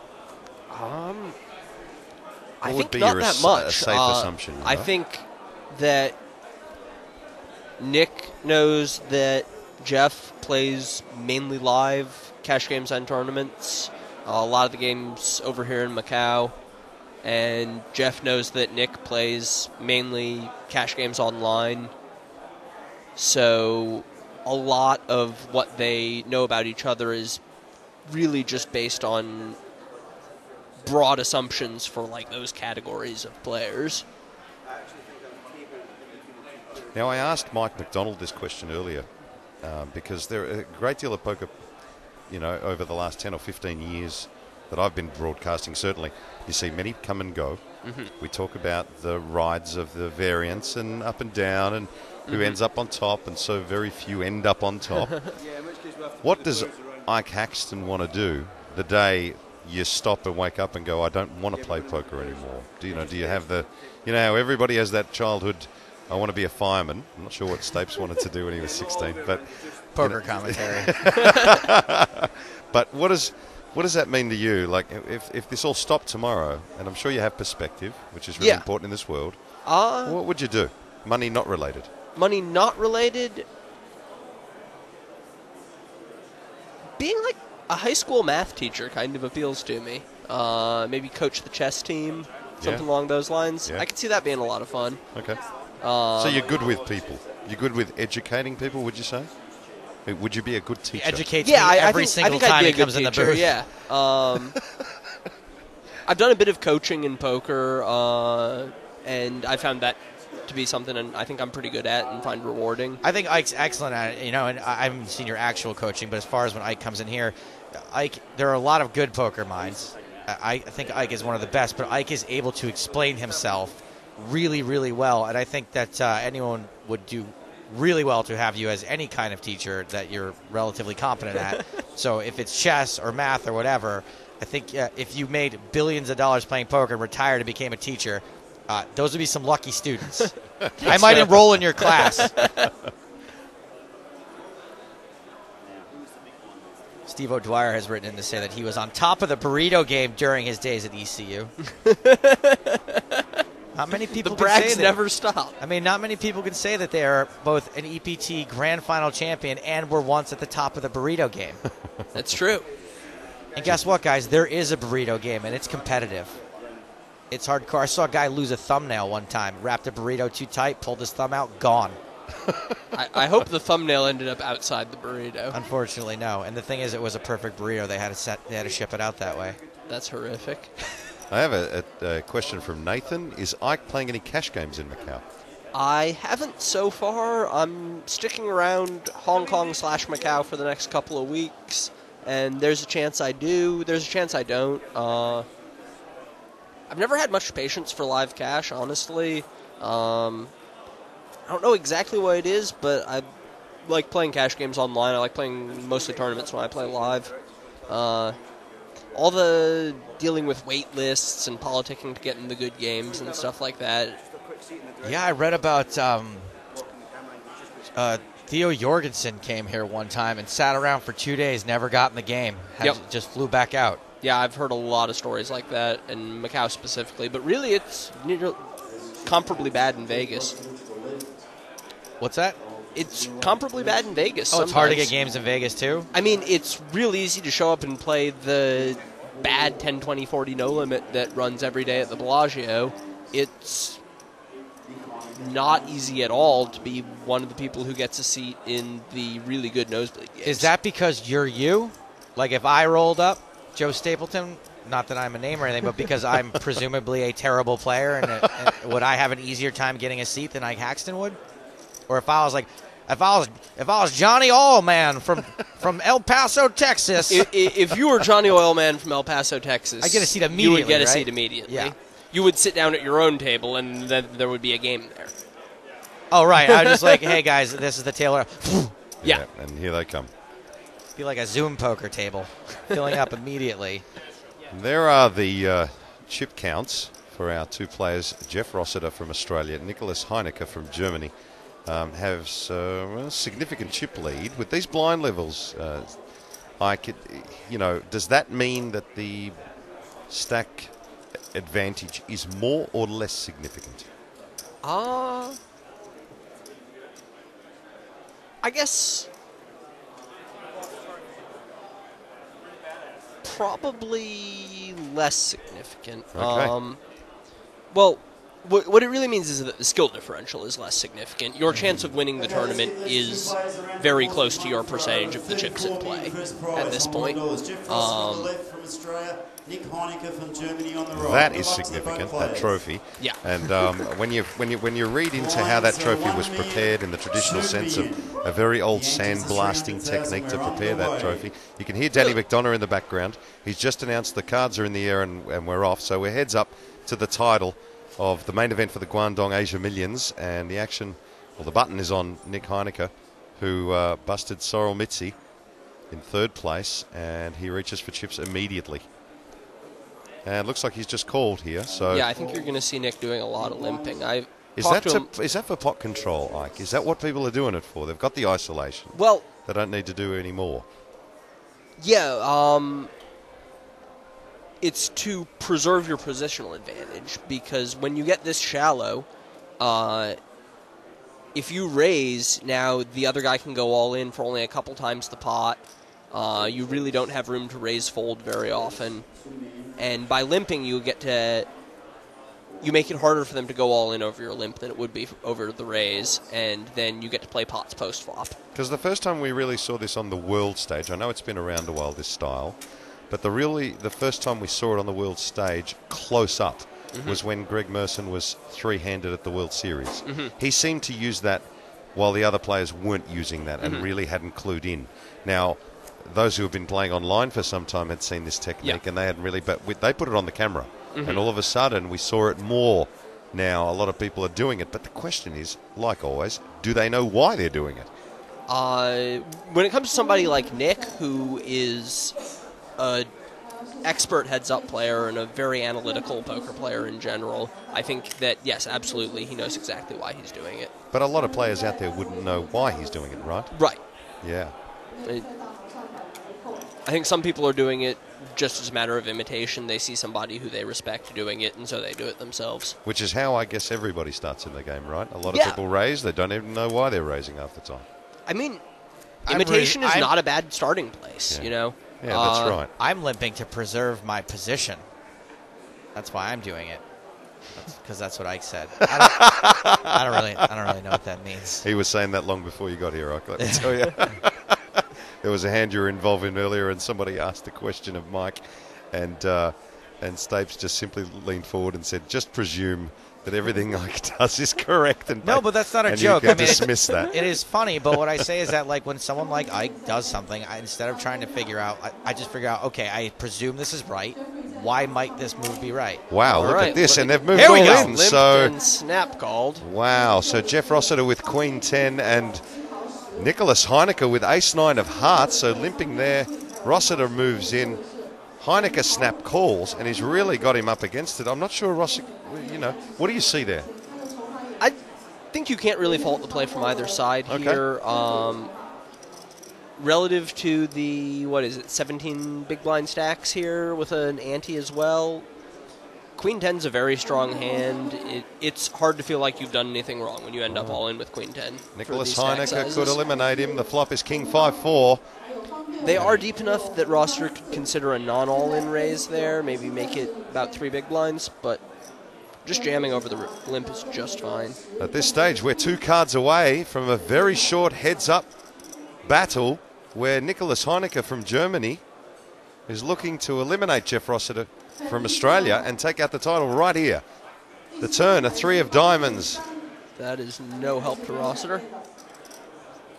And he looks pretty dejected. Yep. Nicholas Heineke, hand on the table, stoic. Will he take home the trophy?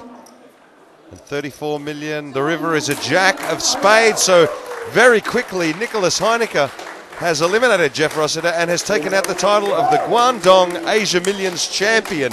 And look at the relief on his face. Jeff Rossiter leaving the feature table stage. There is a shot of our table, and wow, he is a champion. Now, Jeff Rossiter takes home 24,500,000 Hong Kong dollars, the equivalent to just over 3 million US dollars. So he's not going to be very upset, I'd imagine. It's a pretty good No, I Band-Aid. think he'll get over it quickly. And Nicholas Heineke will take home 34,600,000 Hong Kong dollars, the equivalent to 4,464,516 American dollars. Ike, you know, while we're waiting for the preparations and the trophy presentation and Stapes has run down, we're hoping to get an interview there. What are your thoughts on the entire tournament? You know, it's obviously success. There's no doubt about that. Yeah. You know, and there aren't that many places in the world with enormous growth potential for poker because it's been so popular for so long. But certainly Macau is one of those places. Absolutely. You know, would you come back? Do you see it as a success? Definitely. I'm sticking around this part of the world for a couple of weeks before I head to the World Series. I'm going to be playing the upcoming APPT event here, and I think poker has a great future in this part of the world. People here are really enthusiastic about the game. There's a lot of money floating around. I think this event was a huge success and a great sign of more similar things to come. You know, Guangdong has run this sort of event 2 years in a row now, and I see no reason they won't do it again next year, the way this has gone. Oh, it's certainly grown. It's huge. It's huge. It really is. You know, at the moment, Stapes has run down to try and get an interview, so we will head to the floor very shortly. While we've got you, Ike, you know, we might as well... The whole purpose of asking you such questions about the game is, as much as you guys all hang out in the expert world, I speak to people every day, and they are starving for really good information, and they need to trust that information because, as you know, there's a lot of information out there on how to play poker, but it's not all true, and it's not all good. So that's why people like yourself are emulated in this game, because there's this belief that what you do is 9 out of 10 times or 99 out of 100 times is mostly right. How much work does that take, honestly, and how much do you put yourself down to talent? It takes a lot of work. I've been really just spending all day, every day on poker for really the better part of a decade now, 8 or 9 years. I don't think I've gone more than 2 weeks without playing poker at any point in that period, and a lot of the time when I'm not playing, I'm studying, I'm talking about the game with other top players. So, yeah, it's definitely a consuming task to keep up with other players who are working just as hard as I am. It takes a lot of work. How does that work in terms of... Let's use golf, for example, as an analogy. You got someone like Tiger Woods. He gets on top, and then somebody knocks him off. And then Tiger's got to go and work at his game, and then he's got to get better. You know, is there a point where you know, apathy is the evil, really, of all of us as human beings. When you're on top and you slip a little bit and someone knocks you off the perch, you have to decide whether that's a luck thing or a variance thing. Actually, before you answer that question, we're gonna go head down to Joe, because right now Joe Stapleton is with the champion. Is that right? Am I confirming that? He is with the champion, Nicholas Heineke. There are the trophies on the table. Joe Stapleton, you down there, mate? Absolutely. There they are. Thank you, Paul. Nick, first of all, congratulations. You are used to playing very high-stakes poker. This is one of the highest stakes tournaments that's ever been held in the world. Did this mean anything different to you, or was this just business as usual? No, I don't think this is business as usual for anyone, and not for me, definitely not, no. The blinds went up so quickly and were so big in the end that you actually played for so much money that it's far from what I'm used to. So it's a really, really big thing. And you're not a guy that we usually see play a lot of tournaments. What is it that brought you here to Macau? I like Macau, and I'm here with a lot of friends, like the guys referring to as Team Germany. They are here with me, and they wanted to play this tournament, so I just jumped in and came over with them, basically. And how about the 4.4 million US dollars, 34 million Hong Kong? Is this actually considered a big score for you? Nah, everyday life. Now, of course, I mean, this is just sick. I mean, what can I say? Obviously, it's pretty much by far the biggest day of my poker career, and it's a hell lot of money, and I think I made a lot of people happy as well, so I'm really... Who did you make happy? A lot of my friends, I guess. All the guys on the rail, pretty much. At least on this side of the rail. All right, well, let's get a big round of applause for our Guangdong Asia Million champion, Nick Heinecker. And Joe Stapleton right there, holding his hand in the air. That is a wonderful moment. Now, how much have you played with Nick, and how much will this mean to him? I've played quite a lot with Nick. He's one of the 5 or so people I've played the most heads up no limit against in the last year or two, and also a lot in ring games. When full ring no limit runs online 5100 or higher, he and I are both very likely to be in the game. So. Well, you and I mean, I could probably take I'm from the other side of the world, so I'd take a lot of time and talk to someone like you and learn a lot from you. But in the very short time we've had you, Ike, you've been tremendous. You played a very good tournament. You've been a gentleman about it. You almost made a Lazarus-like comeback, which is quite amazing. So I'd like to thank you, Dan Smith, Selena Lynn, Freddie, Ike, again, Joe Stapleton, my co-commentator, who's now probably bolting up there. Who else do we need to thank? We need to thank all our crew here from Volcano City, all the crew from PokerStars, wonderful. The Guangdong group as well, Winnie Wong in particular, who joined us as well. The City of Dreams, fantastic. And we are, of course, looking forward to the Macau Billionaire Poker future. And it has been amazing. We thank you so much. Stick around and watch the winner's ceremony after this. It is after the break, so we'll sign off, and we'll see you real soon. Thanks very much.